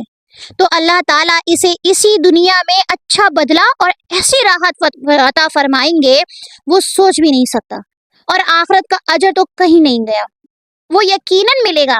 اس لیے کہ جس ذات نے یہ حموم و غموم نازل فرمائے اور وہ ان غموں کو دور کرنے پر بھی قادر ہے، اس ذات کے لیے کوئی مشکل نہیں۔ مصیبت زدہ شخص اور پریشان بے چین شخص کے لیے عربی کے چند اشعار ذکر کیے جاتے ہیں، جس میں شاعر نے اللہ تعالیٰ کے نام کے ساتھ تسلی حاصل کرنے کے لیے کہا ہے۔ ان اشعار کا ترجمہ کسی اور زبان میں کرنا مشکل، لیکن خصوصاً عربی زبان کی حلاوت وہ حرارت منتقل نہیں ہو سکتی۔ اس کے باوجود اس کا مفہوم نیچے پیش کیا جا رہا ہے، سنے سے، اور اس کے بارے میں لکھا ہوا بھی ہے کہ ان اشعار کو نہ آپ کہیں لکھ کے نہ لگا لیں اور یاد کریں۔ یا صاحب الہم ان الہم منقطع ابشر بذاک فان الکافی اللہ، الیاس یقطع احیانا بصاحبہ لا تیأسن کأن قد فرج اللہ حسبک مما عذت منہ بی ومن امنع ممن حسبہ اللہ ہن البلایا ولکن حسبنا اللہ واللہ حسبک فی کل لک اللہ هون عليك فإن الصانع الله والخير أجمع فيما يصنع الله يا نفسي صبرا على ما قدر الله وسلمي تسليمي فالحاكم الله يا رب مستصعب قد سهل الله ورب شر كثير قد وقى الله إذا بقيت فثق بالله والأرض بي إن الذي يكشف البلوى هو الله۔ اے غم زدہ، غم تو عنقریب ختم ہونے والا ہے۔ یہ سوچ کر خوش ہو جاؤ کہ کوئی بھی غم ہمیشہ انسان پر نہیں رہتا، اس کے لیے ہر غم کے لیے اللہ تعالیٰ کافی ہے۔ مایوسی بسا اوقات انسان کی تمام صلاحیتیں ختم کر دیتی ہے، تو ہرگز مایوس نہ ہو۔ گو یہ سمجھ کہ اللہ نے غم ختم کر کے وسعت دی، یقین کر لے کہ غم کی اندھیری رات ختم ہو گئی۔ ان چیزوں سے جن سے تم نے پناہ چاہی ہے اللہ تمہارے لیے کافی ہے، اور خود ہی غور کر لو کہ اس سے زیادہ محفوظ کون ہوگا جس کی نگرانی کرنے والا اللہ ہو، یعنی جسے اللہ رکھے اسے کون چکھے۔ مصیبتیں چاہے کتنی ہی زیادہ ہو جائیں ان سب میں تمہارے لیے اللہ کافی ہے۔ تم پریشانیوں میں تسلی رکھو، اس لیے کہ سب کچھ کرنے والا اللہ ہے۔ اللہ کی طرف سے جو فیصلہ ہو جائے اس میں بھلائی ہی ہوتی ہے۔ اے میرے نفس، جو اللہ نے مقدر کیا ہے اس پر صبر کرو اور اپنے آپ کو اللہ تعالیٰ کے سپرد کر کے فیصلہ کرنے والا اللہ ہے۔ کتنی ہی تکلیفوں میں پڑے ہوئے لوگوں کی مصیبتوں کو اللہ نے آسان کر دیا، ڈھیر سارے فتنوں سے اللہ نے بچایا۔ جب تو آنسو بہائے تو اللہ پر بھروسہ کر اور اس سے راضی ہو جا، اس لیے کہ مصائب و تکالیف دور کرنے والا اللہ ہی ہے۔ اللہ تعالیٰ کی معیت کے استحضار کا واقعہ حضرت نافع رحمہ اللہ تعالیٰ فرماتے ہیں، حضرت عبداللہ بن عمر رضی اللہ تعالیٰ عنہ ایک مرتبہ مدینہ منور سے باہر تشریف لے جا رہے تھے، خدام ساتھ تھے۔ کھانے کا وقت ہوا، خدام نے دسترخوان بچھایا، سب کھانے کے لیے بیٹھے۔ ایک چرواہا بکریاں چراتا ہوا گزرا، اس نے سلام کیا۔ حضرت ابن عمر رضی اللہ تعالیٰ عنہ نے اسے کھانے کی دعوت دی، اس نے کہا میرا روزہ ہے۔ حضرت ابن عمر رضی اللہ تعالیٰ عنہ نے فرمایا اس قدر سخت گرمی کے زمانے میں کیسی لو چل رہی ہے، جنگل میں تو روزہ رکھ رہا ہے؟ اس نے عرض کیا میں ایام خالیہ کو وصول کر رہا ہوں، یعنی کہ دنیا کے اوقات کو قیمتی بنا رہا ہوں۔ سبحان اللہ۔ یہ قرآن پاک کی ایک آیت شریفہ کی طرف اشارہ تھا جو سورۃ الحاقہ میں ہے کہ حق تعالیٰ جنتی لوگوں کو فرمائیں گے کلوا واشربوا ہنیئا بما اسلفتم فی الایام الخالیہ۔ ان سے کہا جائے گا کھاؤ اور پیو مزے کے ساتھ ان اعمال کے بدلے میں جو تم نے گزرے ہوئے زمانے میں دنیا میں کیے ہیں۔ یعنی قیامت کے دن کہا جائے گا دنیا میں تم نے اللہ تعالیٰ کے واسطے اپنے نفس کی خواہشوں کو روکا تھا اور بھوک و پیاس کی تکلیفیں اٹھائی تھیں، اس کو آج کوئی روک ٹوک نہیں، خوب رچ کر پیٹ بھر کر کھاؤ پیو۔ ہم تو دنیا میں ہی خوب رچ کر پیٹ بھر کر کھانے کے لیے آئے جیسے، ہے نا۔ اللہ اکبر۔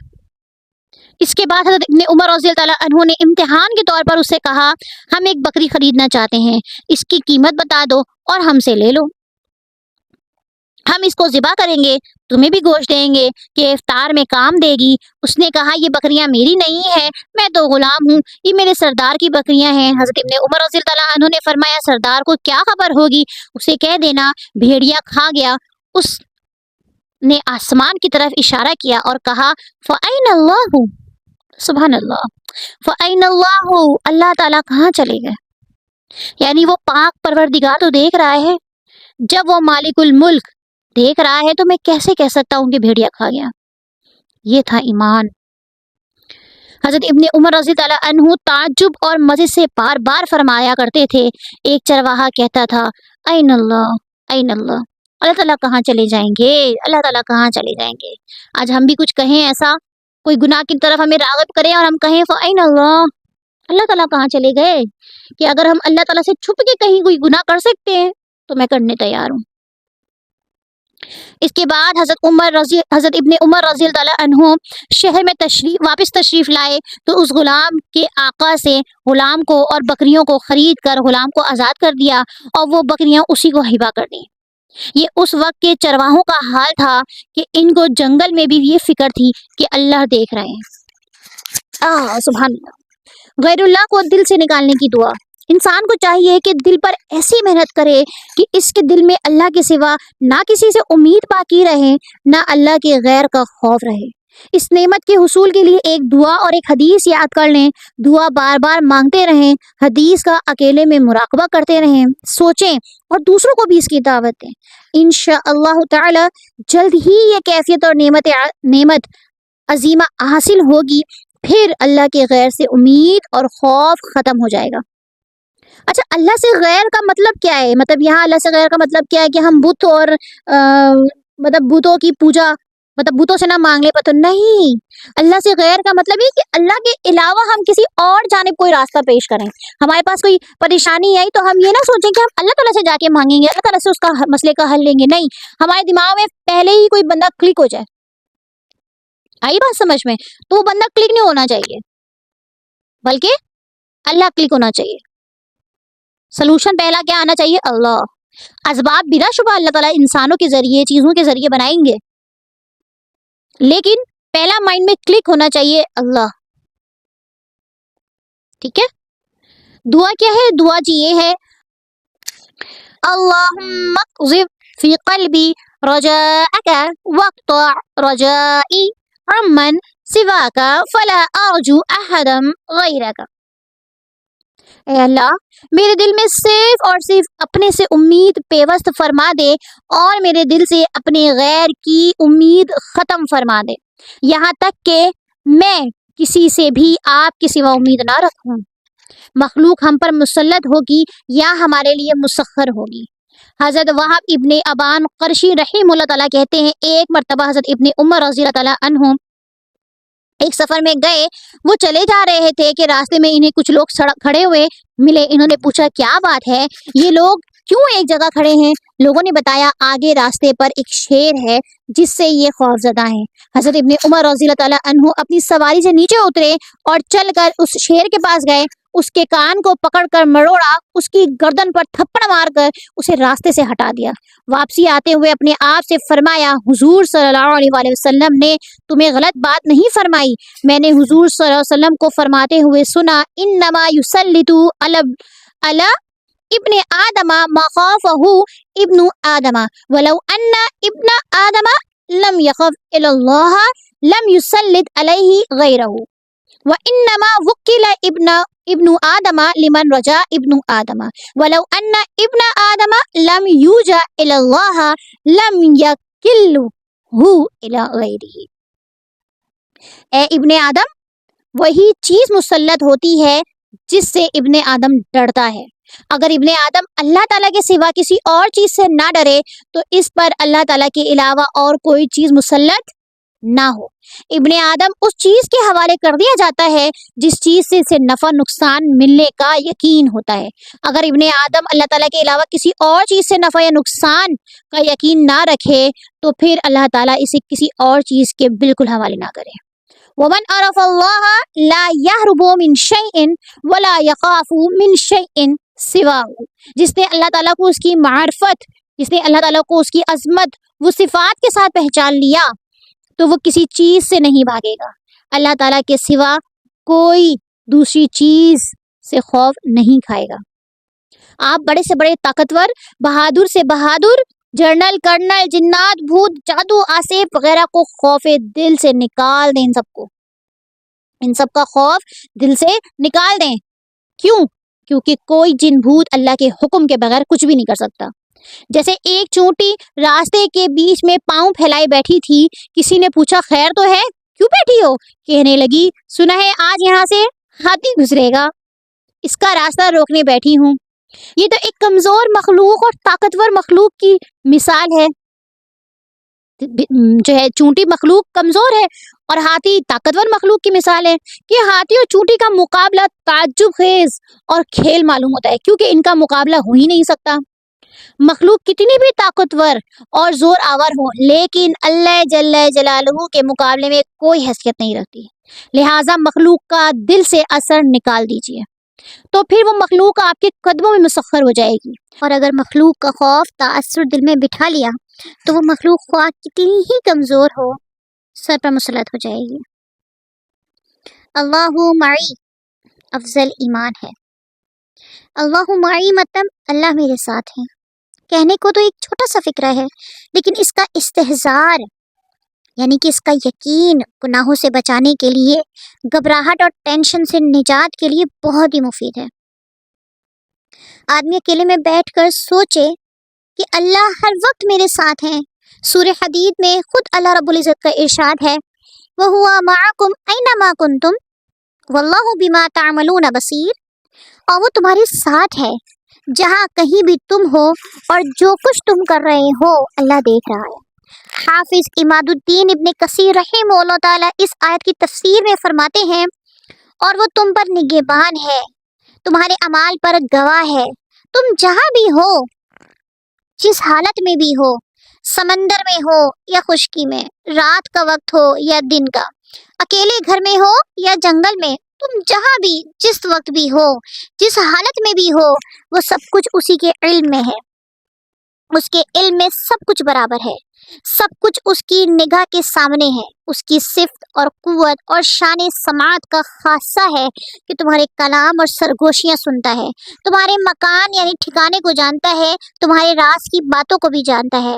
سو خوب سن لو کہ نہ اس کے سوا کوئی رب ہے، نہ کوئی معبود، اسی کا دھیان رکھنا چاہیے، اپنے آپ کو ہر وقت اس کے نگاہ کے سامنے سمجھنا چاہیے، اس پر ایمان رکھنا ہے، جیسا کہ حضور انور صلی اللہ علیہ وآلہ وسلم نے حضرت جبرائیل علیہ السلام سے ارشاد فرمایا تھا، جب انہوں نے ایک سائل بن کر پوچھا تھا کہ احسان کیا ہے، فرمایا کہ تو اللہ تعالیٰ کی اس طرح عبادت کر گویا کہ تو اسے دیکھ رہا ہے، اور اگر تو نے اسے نہیں دیکھا یعنی اگر یہ دھیان نہ بنے تو اتنا تو یقین استحضار رکھ کہ وہ ضرور تجھے دیکھ رہا ہے۔ سبحان اللہ۔ حضرت عمر رضی اللہ تعالیٰ عنہ نے فرمایا، ایک شخص نبی کریم صلی اللہ علیہ وسلم کی خدمت میں حاضر ہوا، کہنے لگا مجھے حکمت کا کچھ توشہ عنایت فرمائے جس کے میں مطابق زندگی گزاروں۔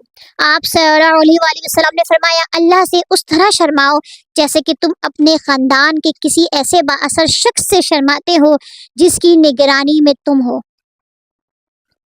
اسی طرح حضور کریم صلی اللہ علیہ وآلہ وسلم کا ارشاد ہے، جس نے 3 کام کر لیے اس نے ایمان کا مزہ چکھ لیا، ایمان کی حلاوت کو پا لیا۔ ایک یہ کہ وہ وحدہ لا شریک لہ کی عبادت کرے، دوسرے یہ کہ اپنے مال کی زکوٰۃ خوش دلی سے ہر سال ادا کرے، زکوٰۃ کے اندر بوڑھا اور بیمار جانور نہ دے بلکہ اپنے اموال میں سے درمیانی قسم کے اموال سے زکوٰۃ نکالا کرے۔ تیسرا کام اپنے نفس کا تزکیہ کرے۔ اس شخص نے پوچھا، ما تزکیۃ المرء نفسہ، انسان کے نفس کا تزکیہ کیسے ہوتا ہے؟ آپ نے فرمایا، یعلم ان اللہ معہ حیث کان، کہ وہ اس بات کو جانے کہ اللہ تعالیٰ اس کے ساتھ ہے جہاں کہیں بھی وہ ہے۔ حضرت عبادہ بن صامت رضی اللہ تعالیٰ عنہ کہتے ہیں کہ آپ صلی اللہ علیہ وآلہ وسلم نے فرمایا، ان افضل الایمان ان تعلم ان اللہ معک حیثما کنت، سب سے بہتر ایمان یہ ہے کہ تو اس بات کو جان لے کہ اللہ تیرے ساتھ ہے تو جہاں کہیں بھی ہو۔ امام ابن احمد رحمہ اللہ تعالیٰ یہ بہترین اشعار منقول ہیں ان سے، اذا ما خلوت الدہر یوما فلا تقل خلوت ولكن قول علی رقیب ولا تحسبن اللہ یکفل ساعتا ولا انا ما تخفى علیہ یغیب۔ اگر تو تنہا کسی کمرے میں ہو اور چاروں طرف سے دروازے بند ہوں تو یہ ہرگز خیال نہ کر کہ میں اکیلا ہوں، بلکہ یہ یقین رکھ کہ میرے ساتھ میرا اللہ میرا رقیب ہے یعنی نگران ہے۔ ہرگز یہ مت سوچ سمجھ کہ اللہ تعالیٰ تجھ سے پل بھر کے لیے بھی غافل ہو سکتے ہیں، یہ بات بھی ہرگز نہ سوچ کہ جو باتیں تو اپنے طور پر چھپاتا ہے وہ اللہ تعالیٰ سے واقعی چھپی ہوئی رہتی ہیں، اور نہ ہی ہرگز یہ گمان کر کہ جو کچھ آسمانوں میں ہے اور جو کچھ زمینوں میں ہے اس سے چھپا ہوا ہے، بلکہ حق یہ ہے کہ اس کا سب اس کے سامنے ظاہر ہے، ہر چھپی ہوئی چیز بھی اس پر واضح ہے۔ ہر کام اللہ تعالیٰ کے نام سے شروع کرنا چاہیے۔ نبی کریم صلی اللہ علیہ وسلم نے ایک حدیث میں ارشاد فرمایا، ہر وہ اہم کام جو اللہ تعالیٰ کے نام سے شروع نہ کیا جائے ادھورا ہے۔ چنانچہ آپ صلی اللہ علیہ وآلہ وسلم نے ہر کام کو بسم اللہ الرحمن الرحیم سے شروع کرنے کی تاکید فرمائی، یہاں تک کہ کھانا کھاتے وقت، پانی پیتے وقت، سواری پہ سوار ہوتے وقت، کوئی خط تحریر کرتے وقت، غرض ہر قابل ذکر مشغلے کے شروع میں آپ صلی اللہ علیہ وآلہ وسلم نے بسم اللہ الرحمن الرحیم پڑھا کرتے تھے اور اس کی تاکید بھی فرمائی۔ شیخ الاسلام حضرت مفتی محمد تقی عثمانی صاحب دامت برکاتہم العالیہ فرماتے ہیں، بظاہر یہ ایک مختصر سا عمل ہے جسے بعض اوقات ایک رسمی کارروائی سمجھ کر نظر انداز کر دیا جاتا ہے، لیکن در حقیقت یہ کوئی رسم نہیں بلکہ اس سے ایک بہت بنیادی فکر کی آبیاری مقصود ہے۔ یہ ایک ایسی اہم حقیقت کا اعتراف ہے جس کو پیش نظر رکھنے سے زندگی کے تمام مسائل کے بارے میں انسان کا پورا نقطۂ نظر اور معاملات طے کرنے کے لیے اس کی پوری سوچ ہی بدل جاتی ہے۔ یہ اس بات کا اعلان ہے کہ اس کائنات کا کوئی ذرہ اللہ تعالیٰ کے حکم اور اس کی مشیت کے بغیر حرکت نہیں کر سکتا۔ انسان کو اپنی عملی زندگی میں اسباب کو اختیار کرنے کا حکم دیا گیا ہے، لیکن نہ تو یہ اسباب خود بخود وجود میں آ گئے ہیں اور نہ ان اسباب میں بذات خود کوئی کارنامہ انجام دینے کی طاقت موجود ہے۔ حقیقت میں ان اسباب کو پیدا کرنے والا اور ان میں تاثیر پیدا کرنے کے نتیجے میں واقعات کو وجود میں لانے والا کوئی اور ہے، اور وہ کون ہے؟ اللہ۔ اس کی ایک سادہ سی مثال ہے کہ جب ہم پانی پیتے ہیں تو بسا اوقات غفلت اور بے دہانی کے عالم میں پی کر فارغ ہو جاتے ہیں۔ ایک ظاہر بین انسان زیادہ سے زیادہ اتنا سوچ لے گا کہ یہ پانی کس کنویں سے، کس دریا سے، کس جھیل سے یا نہر سے حاصل ہوا، لیکن اس کنویں یا دریا یا جھیل تک پانی پہنچا کیسے، یہ کوئی نہیں سوچے گا۔ انسان کی پیاس بجھانے کے لیے اللہ تعالیٰ کی قدرت کاملہ نے کائنات کی کتنی قوتیں اس کی خدمت میں لگا رکھی ہیں، اور اس کے لیے کیسا عجیب و غریب نظام بنا ہوا ہے، اس کا دھیان بہت کم لوگوں کو ہوتا ہے۔ اللہ تعالیٰ نے پانی کا عظیم الشان ذخیرہ سمندروں کی شکل میں محفوظ فرمایا اور اسے سڑنے سے بچانے کے لیے اول تو اسے نمکین بنا دیا، اور باوجود یہ کہ اس میں روزانہ ہزار یا جانور مرتے ہیں، پھر بھی یہ پانی کبھی سڑتا نہیں۔ لیکن انسان کے لیے پانی کے اس عظیم الشان ذخیرے سے براہ راست فائدہ اٹھانا ممکن نہیں تھا، اس لیے کہ اول تو اس پانی کی کڑواہٹ ایسی کہ انسان اسے پی نہیں سکتا، دوسرے اس پانی کا حصول صرف آس پاس بسنے والوں کے لیے ہی ممکن ہے، دور رہنے والے اس سے فائدہ نہیں اٹھا سکتے، اس لیے کہ اللہ تعالیٰ نے ایک طرف سمندر سے مونسون اٹھا کر اس میں خودکار ایک ایسا پلانٹ نصب کر دیا جس کے ذریعے سمندر کے کڑوے پانی کو میٹھا کرنے کا حیرت انگیز نظام کسی انسانی محنت یا مالی خرچ کے بغیر مسلسل جاری ہے۔ آسمان سے پانی آتا ہے نا، یہی مونسون کا پانی جو آتا ہے سمندر سے، کیسا میٹھا آتا ہے۔ دوسری طرف اسی مونسون کے بادلوں کی شکل دے کر ایک مفت ایئر کارگو سروس فراہم کر دی، جس کے ذریعے یہ سیال پانی ہو کر تیرتا اور سینکڑوں بلکہ ہزاروں میل کی مسافت طے کرتا ہے۔ اس کی فضائی پرواز نے دنیا کے ہر خطے کو سمندر کا پانی میٹھا کر کے سپلائی کرنے کی ذمہ داری لے رکھی ہے۔ انسان نہ تو یہ برداشت کر سکتا تھا کہ اس پر ہر وقت بادل چھائے رہتے اور بارش برستی رہتی، اور نہ اس میں یہ طاقت تھی کہ وہ سال بھر یا 6 مہینے کا پانی ایک ساتھ اکٹھا کر کے رکھ سکے۔ لہٰذا اللہ تعالیٰ کی قدرت و حکمت نے یہ انتظام فرمایا کہ بادلوں کا یہ پانی پہاڑوں پر برسا کر اس کے منجمد ذخیرے برف کی شکل میں محفوظ فرما دیے۔ پانی کا یہ دل فریب کولڈ اسٹوریج پہاڑوں کی چوٹیوں پر دل آواز نظارے تو فراہم کرتا ہی ہے، لیکن اس کا اصل کام ہماری پیاس بجھانے کا ہے۔ پھر انسان کو یہ تکلیف بھی نہیں دی گئی کہ وہ اس برفستان میں جا کے، یعنی کہ اس برف والی پانی کے جو ذخیرے ہیں اس میں جا کے اپنی ضروریات کو پورا کرے، بلکہ اللہ تعالیٰ نے اسے سورج کی گرمی سے پگھلا کر دریا اور پہاڑی نالے بنا دیے۔ اس کے علاوہ پانی کے سوتوں، یعنی کہ پانی کی جو نکلنے کی جگہ ہوتی ہے، اس کے ذریعے زمین کے کونے کونے میں ایسی خود سے پائپ لائنیں بچھا دی کہ انسان جہاں سے زمین کھودے وہیں سے پانی برآمد ہو جائے۔ بورنگ آج کل کے دور میں کسی نعمت سے کم نہیں ہے۔ سمندر سے پانی اٹھا کر اسے پہاڑوں میں محفوظ کرنے، زمین دوز پائپ لائن کے ذریعے دنیا کے چپے چپے تک اسے پہنچانے کے لیے اس عظیم الشان سلسلے میں کہیں بھی انسانی عمل یا اس کی فکر و کاوش اور منصوبہ بندی کا کوئی دخل نہیں ہے۔ انسان کا کام صرف اتنا ہے کہ وہ ان بہتے ہوئے دریاؤں یا زمین میں پوشیدہ سوتوں پانی نکلنے کی جگہ سے اپنی ضروریات کے مطابق پانی حاصل کر لے۔ اگرچہ یہ کام پانی کی سپلائی کے مذکورہ بالا قدرتی اور آفاقی نظام کے مقابلے میں نہایت محدود اور مختصر ہے، لیکن اس محدود سے کام کی انجام دہی میں بھی انسان بڑی مشقت اٹھاتا ہے، بڑا پیسہ خرچ کرتا ہے اور کائنات کے دوسرے وسائل سے کام لیتا ہے۔ موٹریں چلاتے ہیں، بجلی کے بل آتے ہیں، تیل بدل رہے ہیں موٹر میں، پائپ ٹوٹ گیا پائپ چینج کر رہے ہیں، پلمبر کو بلا رہے ہیں، بورنگ کروا رہے ہیں، بڑا مسئلہ ہے بھائی، بہت مسئلہ ہے، لیکن اس سے پیچھے تو دیکھیں کیا کارروائی ہوئی ہے، اس طرف تو کبھی ہمارا دھیان ہی نہیں گیا۔ پانی کا ہر وہ گھونٹ جو ہر ایک لمحے میں ہم اپنے حلق میں اتار رہے ہوتے ہیں، آب رسانی کے اس سارے طویل عمل سے گزر کر ہم تک پہنچا ہے، جس میں سمندر، بادل، پہاڑ، آفتاب، ہوائیں، ندی، نالے، زمین اور اس میں پوشیدہ خزانے، اس پر چلتے ہوئے جانور، بالآخر انسان اور اس کے بنائے ہوئے آلات سب اپنا اپنا کردار ادا کر چکے ہوتے ہیں۔ جب حضرت صلی اللہ علیہ وسلم نے یہ تعلیم دی کہ پانی پینے سے پہلے بسم اللہ کہو یعنی اللہ تعالیٰ کا نام لے کر پینا شروع کرو تو در حقیقت اس کا مقصد یہی ہے کہ پانی کی اس نعمت کے استعمال سے پہلے اللہ تعالیٰ کے اس احسان عظیم کو یاد کرو جس نے تمہارے ہونٹوں تک پانی کے یہ گھونٹ پہنچانے کے لیے کائنات کی کتنی قوتوں کو تمہاری خدمت میں لگا دیا۔ اس پانی کے حصول کے لیے تم نے چند ظاہری اسباب ضرور اپنے عمل اور محنت سے اختیار کیے، لیکن ان ظاہری اسباب کی رسائی ایک خاص حد سے آگے نہیں۔ اس حد کے پیچھے اللہ تعالیٰ کی ربوبیت کا وہ محیر العقل یعنی کہ عقل کو حیران کر دینے والا نظام کام کر رہا ہے جو انسان کے عمل ہی نہیں اس کی سوچ اور تصور کی پرواز سے بھی اونچا ہے۔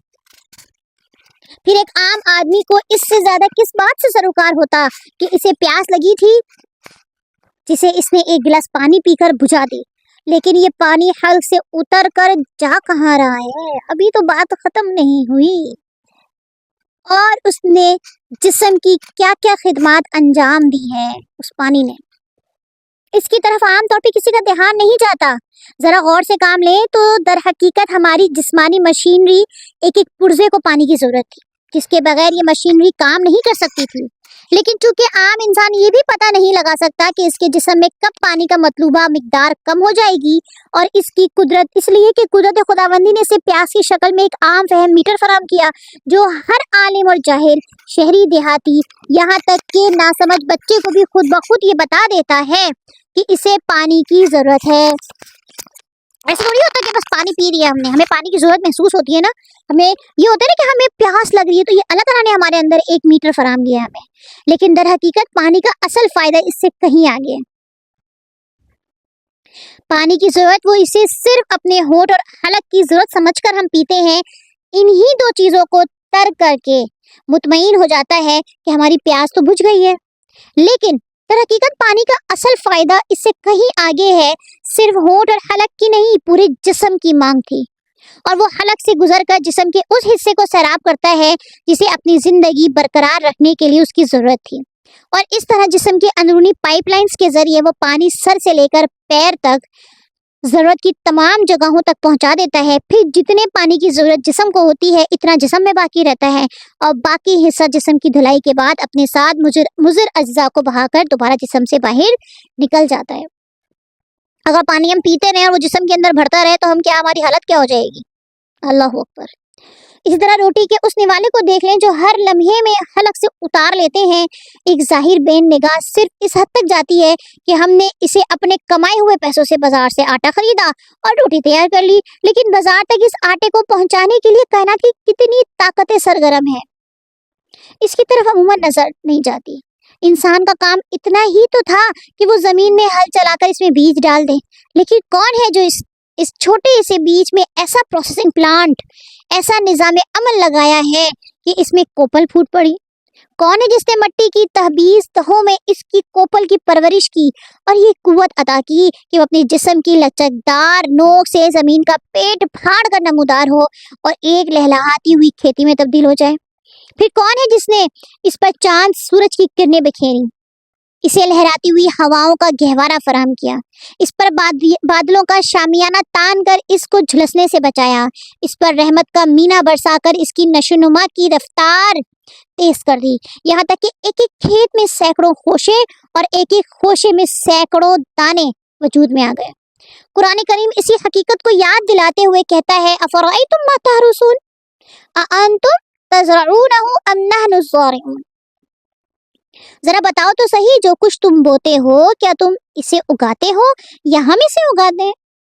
جب حضرت صلی اللہ علیہ وسلم یہ فرماتے ہیں کہ کھانا کھانے سے پہلے بسم اللہ کہو تو اس کا مقصد اسی حقیقت کی طرف توجہ دلانا ہے کہ اس نوالے کا حصول صرف تمہاری قوت بازو کا کرشمہ نہیں بلکہ اس دینے والے کی دین ہے جس نے تمہیں اس تک پہنچانے کے لیے کائنات کی عظیم طاقتوں کو تمہارے لیے رام کر دیا۔ لہٰذا اس نوالے سے لطف اندوز ہوتے ہوئے اس دینے والے کو فراموش نہ کرو۔ یوں تو اللہ تعالیٰ کی یہ عطا اس کی مخلوق کے لیے عام ہے، کھانا پانی جانوروں کو بھی ملتا ہے، لیکن جب انسان کو اللہ تعالیٰ نے عقل و شعور بخشا اس میں بے شعور جانور میں اتنا فرق تو ہونا چاہیے نا کہ ہم میں اور جانوروں میں اتنا فرق تو ہو کہ باشعور مخلوق ان نعمتوں سے فائدہ اٹھاتے وقت غفلت کا مظاہرہ کرنے کے بجائے اپنے محسن حقیقی کو یاد کر لیا کرے اور گناہوں سے بچے۔ گرم گرم روٹی اپنے بچوں کو ڈال کے دیں اور بچے آگے سے تعریف کریں، ماں ماں کیا گرم گرم روٹی ہے، کتنا اچھا لگتا ہے، ساری تھکن نکل گئی۔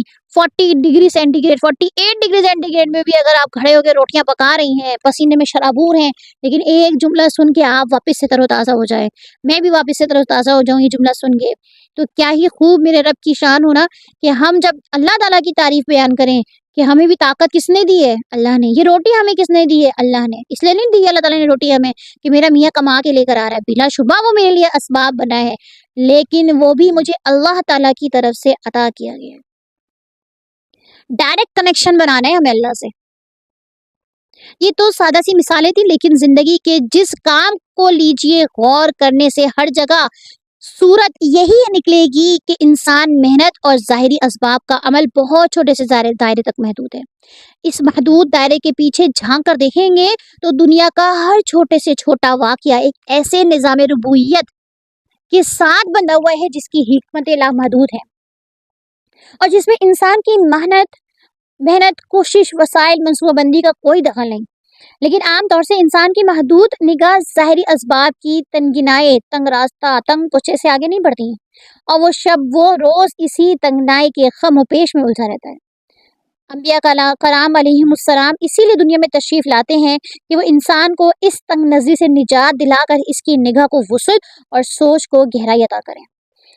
حضرت صلی اللہ علیہ وسلم نے ہر کام کو اللہ تعالیٰ کے نام سے شروع کرنے کی تعلیم دی کہ زندگی کے ہر شعبے میں انسان کا رشتہ اپنے مالک سے جوڑنے کی کوشش فرمائی، کیونکہ جب انسان اپنے ہر کام کو بالآخر اللہ تعالیٰ کی مشیت و تخلیق کے تابع قرار دیتا ہے اور بار بار اس حقیقت کا اعتراف کر کے اپنی عاجزی وہ درماندگی کا اعلان کرتا ہے، تو رفتہ رفتہ اس کے دل میں یہ شعور جڑ پکڑ لیتا ہے کہ وہ اس دنیا میں خالق و مالک بن کر نہیں بلکہ مخلوق اور اپنے مالک کا بندہ بن کر آیا ہے۔ یہ احساس بندگی اس کے دل میں تواضع، عاجزی، ہمدردی و غمگساری پیدا کرتا ہے اور فرعونیت، تکبر کے رذیل جذبات سے اس کی حفاظت کرتا ہے۔ تاریخ شاہد ہے کہ اس دنیا میں جبر و استبداد، زبردستی، ظلم و ستم کے واقعات اسی وقت وجود میں آتے ہیں جب انسان اپنی حقیقت کو فراموش کر کے اپنے خالق سے رشتہ توڑ لیتے ہیں۔ آج یہی ہو رہا ہے نا ہمارے ساتھ، ہم نے اپنے خالق سے رشتہ توڑا ہوا ہے، اسی لیے تو ہم پہ ظلم ہے۔ اللہ تعالیٰ کی دی ہوئی نعمتوں کو خالص اپنی قوت بازو کا کرشمہ قرار دے کر اپنے آپ ہی کو سب کچھ سمجھ بیٹھے ہیں ہم، لیکن جو شخص قدم قدم پر اللہ تعالیٰ کا نام لے کر یہ اعتراف کر رہا ہو کہ میرا ہر کام میرے مالک و خالق کے مرہون منت ہے، اس کے دل پر غرور و تکبر کی سیاہی کا کوئی دھبا نہیں پڑتا اور وہ دوسری مخلوق خدا کے ساتھ بھی کبھی ظلم و تشدد کا روادار نہیں ہو سکتا۔ بسم اللہ شروع اللہ تعالیٰ کے نام سے بظاہر مختصر سا لفظ ہے، لیکن اس کے پیچھے حقائق معرفت کی ایک کائنات پوشیدہ ہے۔ حضرت صلی اللہ علیہ وسلم نے ہر کام کے شروع میں یہ الفاظ کہلوا کر انسان کو ایسا انسان بننے کی طرف متوجہ کیا جو فرعون اور نمرود نہیں بلکہ اللہ تعالیٰ کا بندہ بن کر دنیا میں امن سے رہنا چاہتے ہو، تو اسی طرح انسان کے ہر کام کی عبادت و بندگی میں تبدیل کیا۔ تھوڑی دیر آنکھیں بند کر کر اس پورے مضمون کو سوچئے اور رو رو کر اللہ سے دعا مانگیں کہ یہ مضمون ہمارے دل میں اتر جائے۔ اللہ جل جلالہ کی نام کی تاثیر کیا ہے؟ بادشاہ روم کیسر نے حضرت عمر فاروق رضی اللہ عنہ کی طرف ایک خط لکھا، میرے سر میں درد رہتا ہے، کوئی علاج بتائیں۔ حضرت عمر رضی اللہ عنہ نے ان کے پاس ایک ٹوپی بھیجی کہ اسے سر پہ رکھا کرو، سر کا درد جاتا رہے گا۔ چنانچہ کیسر جب بھی ٹوپی سر پر رکھتا تو ختم ہو جاتا درد، اتارتا تو دوبارہ لوٹ آتا۔ اسے بڑا تعجب ہوا، تو جسس سے ٹوپی چیری تو اس کے اندر ایک رقیہ پایا جس پر بسم اللہ الرحمن الرحیم لکھا تھا۔ یہ بات کیسر کے دل میں گھر کر گئی، کہنے لگا دین اسلام کس قدر معزز ہے کہ اس کی تو ایک آیت بھی باعث شفا ہے، پورا دین باعث نجات کیوں نہ ہوگا، اسلام قبول کر لیا، سبحان اللہ۔ بسم اللہ کی تاثیر کا ایک اور واقعہ امام راضی رحمہ اللہ تعالیٰ نے تفسیر کبیر میں لکھا ہے کہ ایک مرتبہ حضرت عیسیٰ علیہ السلام کا گزر ایک قبر پر ہوا جس میں میت کو عذاب دیا جا رہا تھا۔ اللہ اکبر۔ دوبارہ وہاں سے گزر ہوا تو دیکھا کہ قبر میں رحمت کے فرشتے ہیں، عذاب کی تاریکی کے بجائے وہاں مغفرت کا نور ہے۔ آپ کو تعجب ہوا؟ اللہ تعالیٰ سے اس عقدے کو حل کرنے کی دعا کی تو اللہ تعالیٰ نے ان کی طرف وحی بھیجی کہ یہ بندہ گنہگار تھا جس کی وجہ سے مبتلا عذاب تھا، مرتے وقت اس کی بیوی امید سے تھی، اس کا بچہ پیدا ہوا، وہ بچہ مکتب میں داخل کر دیا گیا، استاد نے اسے پہلے دن بسم اللہ الرحمن الرحیم پڑھائی، تب مجھے اپنے بندے سے حیا آئی، میں زمین کے اندر اسے عذاب دیتا رہوں جبکہ اس کا بیٹا زمین کے اوپر میرا نام لیتا رہے۔ سبحان اللہ۔ میرے والد محترم کا انتقال ابھی 5 مہینے ہوئے پہلے ہوا ہے، اور جب سے ان کا انتقال ہوا ہے دل جو ہے نا اور زبان جو ہے وہ ہر وقت بس یہ چاہتی ہے کہ میں ان کے لیے صدقہ جاریہ کے لیے قرآن پڑھتی رہوں بس پڑھتی رہوں۔ میں رات سوتی نہیں ہوں کہ جب تک میں قرآن نہ پڑھوں، میں صبح اٹھنے کے بعد ناشتہ کرنے کے بعد جب تک میں قرآن نہ پڑھ لوں مجھے سکون نہیں آتا، مجھے لگتا ہے جیسے کہ وہ مطلب بس میرا دل عجیب ہو جاتا ہے۔ اس لیے اور آج تو اب دوبارہ سے دل میں اتنا زیادہ تازہ ہو گیا ہے کہ اللہ تعالیٰ ان کو قبر میں اتنی نورانیت بخشیں، ان کی قبر کو اتنی زیادہ وسعت دیں اور ان کی قبر کو باغ بنا دیں، ہمیں ایسا صدقہ جاریہ بنا دیں اپنے والدین کے لیے، اور ہماری اولادوں کو بھی ایسا صدقہ جاریہ بنا دیں ہمارے لیے۔ کوئی کسی کے لیے نہیں پیچھے پڑتا، صرف ماں باپ آپ کے سچے ہوتے ہیں اور ان کی اولاد ان کے لیے۔ کاش ایسی اولادیں ہم ہوں۔ زندگی میں بڑے دکھ، اوپر نیچے، سکھ، ڈانٹ ڈپٹ، غصہ، بدمزاجی، بدلحاظی ہوتی ہے، لیکن جب وہ چلے گئے نا تو آج رات نیند نہیں آتی ہے، جب تک قرآن نہ پڑھ لوں نیند نہیں آتی ہے۔ تو اللہ تعالیٰ مجھے ایسا ہی رکھے، بھلے میرے بچے ہیں، ہم دین کے کام میں لگے ہوئے، ہم دنیا کے کام میں لگے ہوئے، شوہر ہیں، دنیا کی ذمہ داریاں ہیں، دن میں کھانا پکانا، ناشتہ پانی، مشین، یہ وہ کپڑے، سب کچھ ہے، لیکن یہ بھی اب تو بہت ضروری ہے۔ ایسا لگتا ہے جیسے میں نے اپنے والد سے بات نہیں کی آج۔ ہاں،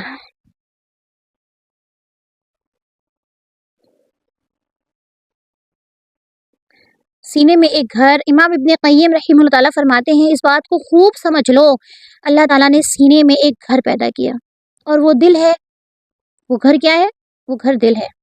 اللہ نے اس دل میں ایک تخت بچھایا، اس میں اپنی رحمت سے جنت، مانوسیت، محبوبیت اور اپنے ملنے کا شوق کا دروازہ کھولا، اور احکامات کے اقسام میں سے جسے تحلیل، تسبیح، تحمید اور تقدیس کے پھولوں اور پھلوں سے لدے ہوئے درختوں پر اپنے کلام کی بارش برسائی۔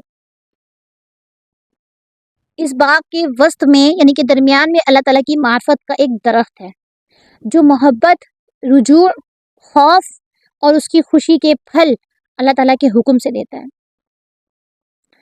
اس درخت کو بطور پانی اور کھاد کے اس کے کلام کا تدبر، اس کی سمجھ، اس کے احکامات پر عمل کرنے کو ڈالا جاتا ہے۔ سمجھ آئی بات؟ اس گھر کے بیچ میں ایک قندیل لٹکا ہوا ہے جس کو اللہ تعالیٰ نے اپنی معرفت، نور ایمان اور توحید سے چمکایا۔ اللہ تعالیٰ کی معرفت دل کے سکون کو پیدا کرتی ہے۔ اس کی علامت یہ ہے کہ وہ اپنے دل کو اللہ تعالیٰ کے قریب محسوس کرتا ہے اور اس کو واقعتاً قریب ہی پاتا ہے۔ احمد بن عاصم رحمہ اللہ تعالیٰ فرماتے ہیں، جو اللہ تعالیٰ کو زیادہ پہچانتے ہیں وہی اللہ تعالیٰ کے عذاب سے اور اللہ تعالیٰ کی پکڑ سے خوف کھاتا ہے۔ اللہ یفرح بقربہ المؤمنون ویشتاق الی لقاء المتقون۔ ایمان والے اللہ کی قربت سے خوش ہوتے ہیں اور متقی لوگ اس کے دیدار کا شوق رکھتے ہیں۔ ساکن فی القلب یعمرہ لست انساء فاذکرہ غاب عن سمعی وعن بصری فسوى يد القلب تبصرہ۔ وہ ذات جس میرے دل میں بسی ہوئی ہے اور یہی چیز میرے دل کو آباد کیے ہوئے ہے، میں اس کو بھلا ہی نہیں ہوں کہ یاد کروں۔ وہ اگرچہ میری آنکھوں اور کانوں سے دور ہے لیکن میں دل کی گہرائیوں سے اس کو دیکھ رہا ہوں۔ اللہ جل جلالہ سے ملاقات کی دعا آپ صلی اللہ علیہ وآلہ وسلم یوں دعا مانگا کرتے تھے، اسألوک لذت النظر الی وجہک والشوق الی لقائک، اے اللہ میں تیرے چہرے کی طرف دیکھنے کی لذت کا سوال کرتا ہوں اور تجھ سے ملنے کا شوق رکھتا ہوں۔ آپ صلی اللہ علیہ وسلم کے دل میں ہمیشہ سے یہ اشتیاق تھا کہ میں اپنے رب سے ملاقات کروں۔ محب کا دل ہر وقت اپنے محبوب کے دیکھنے اور اس کے حسن میں ڈوبا ہوتا ہے۔ جب اس کے جلال کی طرف دیکھتا ہے تو اس کو بڑا سمجھتا ہے اور اس کے دل میں اس کا رعب پیدا ہوتا ہے۔ جب اس کی مہربانیوں اور نعمتوں کی طرف دیکھتا ہے تو اس سے محبت پیدا ہوتی ہے، اور جب جنت کی نعمتوں کا مراقبہ کرتا ہے تو اس سے ملنے کا شوق جنم لیتا ہے۔ یحییٰ بن معاذ رحمہ اللہ تعالیٰ فرماتے ہیں، یخرج العارف من الدنیا ولا یغزی وطرہ من شیئین بکاؤہ علی نفسہ وشوقہ الی ربہ، یعنی عارف کا دل موت آنے تک دو چیزوں سے نہیں بھرتا: اپنے نفس پر رونا، اپنے رب سے ملاقات کرنے کا شوق۔ وَكَانَ أَبُو عُبَيْدَةَ الْخَوَّاسُ لَيَمْشِي فِي الطَّرِيقِ وَيَسْبِحُ وَالشَّوْقَةُ إِلَى مَنْ يَرَانِي وَلَا أَرَاهُ۔ حضرت ابو عبیدہ الخواص رحمہ اللہ تعالیٰ راستے میں چل رہے ہوتے، ایک دم چیخ مارتے ہوئے کہتے، میں تو اپنے پروردگار سے ملاقات کا شوق رکھتا ہوں، وہ مجھ کو دیکھتا ہے لیکن میں اس کو نہیں دیکھ سکتا۔ کرب و پریشانی کے وقت کیا دعا مانگیں؟ حضرت اسماء بنت امیس رضی اللہ تعالیٰ عنہا کو رسول کریم صلی اللہ علیہ وسلم نے یہ دعا سکھلائی تھی اور فرمایا کہ کرب اور پریشانی کے وقت یہ دعا مانگا کریں، اللہ ربی لا اشرک بہ شیئا،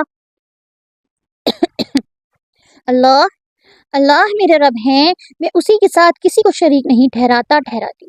لہٰذا پریشانی کے وقت یہ دعا ورد زبان رکھنی چاہیے۔ غرض یہ کہ اللہ تعالیٰ کا نام لینا کبھی بیکار نہیں جاتا۔ قرآن میں تقریباً 2940 مرتبہ لفظ اللہ آیا ہے۔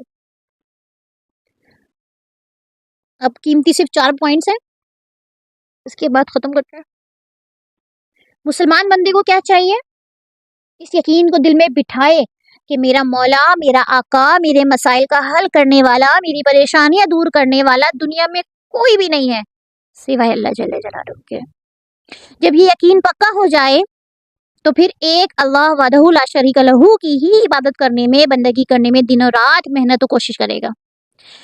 جو بندہ اللہ ہی کی عظمت اور کمال کو اپنی زندگی کا مقصد بنائے، غیر اللہ کو کسی طرح بھی اہمیت نہ دے، تو ایسے شخص کو یہ صفات ملتی ہیں۔ غیر اللہ سے مستغنی ہو جاتا ہے، مصیبت و پریشانی میں فوراً اللہ جل جلالہ سے رابطہ کرتا ہے، اللہ کی رضا کے خلاف کوئی کام نہیں کرتا۔ نبوت کے 6 سال بعد شعیب ابی طالب کا واقعہ پیش آیا، جو قریش کے ظلم و استبداد کی ایک مثال ہے۔ مشرکین مکہ نے آپس میں یہ عہد و پیمان کیا کہ ہم ان مسلمانوں کا مکمل طور پر بائیکاٹ کریں گے، ان سے میل جول نہیں رکھیں گے، نہ انہیں کھانے پینے کی اشیاء پہنچنے دیں گے۔ ایک معاہدہ لے کے خانہ کعبہ کے اندر رکھ دیا۔ اس معاہدے کا خاتمہ اس طرح ہوا کہ اللہ تعالیٰ نے اس پر دیمک کو لگا دیا، جس نے اس معاہدے کے حروف چاٹ لیے اور صرف اللہ کا نام چھوڑا۔ سبحان اللہ۔ رسول اکرم صلی اللہ علیہ وسلم نے اس بات کا تذکرہ کرتے ہوئے ابی طالب سے یوں کہا، یا عمی، چچا جان، ان اللہ قد سلط الارض علی صحیفۃ قریش فلم تدع فیہا اسما هو للہ الا اثبتته فیہا ونفت منها الظلم والقطیعۃ والبہتان۔ چچا جان، اللہ تعالیٰ نے خانہ کعبہ پر لٹکائے گئے قریش کے صحیفے پر دیمک کو مسلط کر دیا ہے، جو اللہ کے اسماء گرامی کو چھوڑ کر علم و قطع اور بہتان پر مشتمل سارے الفاظ کو صاف کر گیا ہے۔ جب اسے دیکھا گیا تو صرف بسمک اللہم باقی رہ گیا ہے، اور جہاں اللہ کا نام تھا وہ بچا ہے۔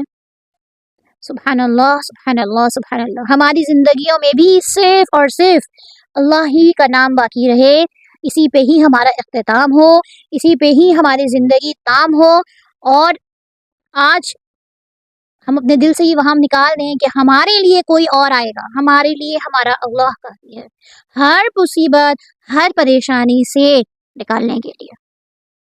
یہاں تک کہ گھر میں نمک بھی ختم ہو جائے، کہتے ہیں بزرگ اولیاء کرام کہ نمک بھی ختم ہو جائے تو اللہ تعالیٰ فرماتے ہیں مجھ سے مانگو پہلے، وہ نمک مجھ سے مانگو پہلے۔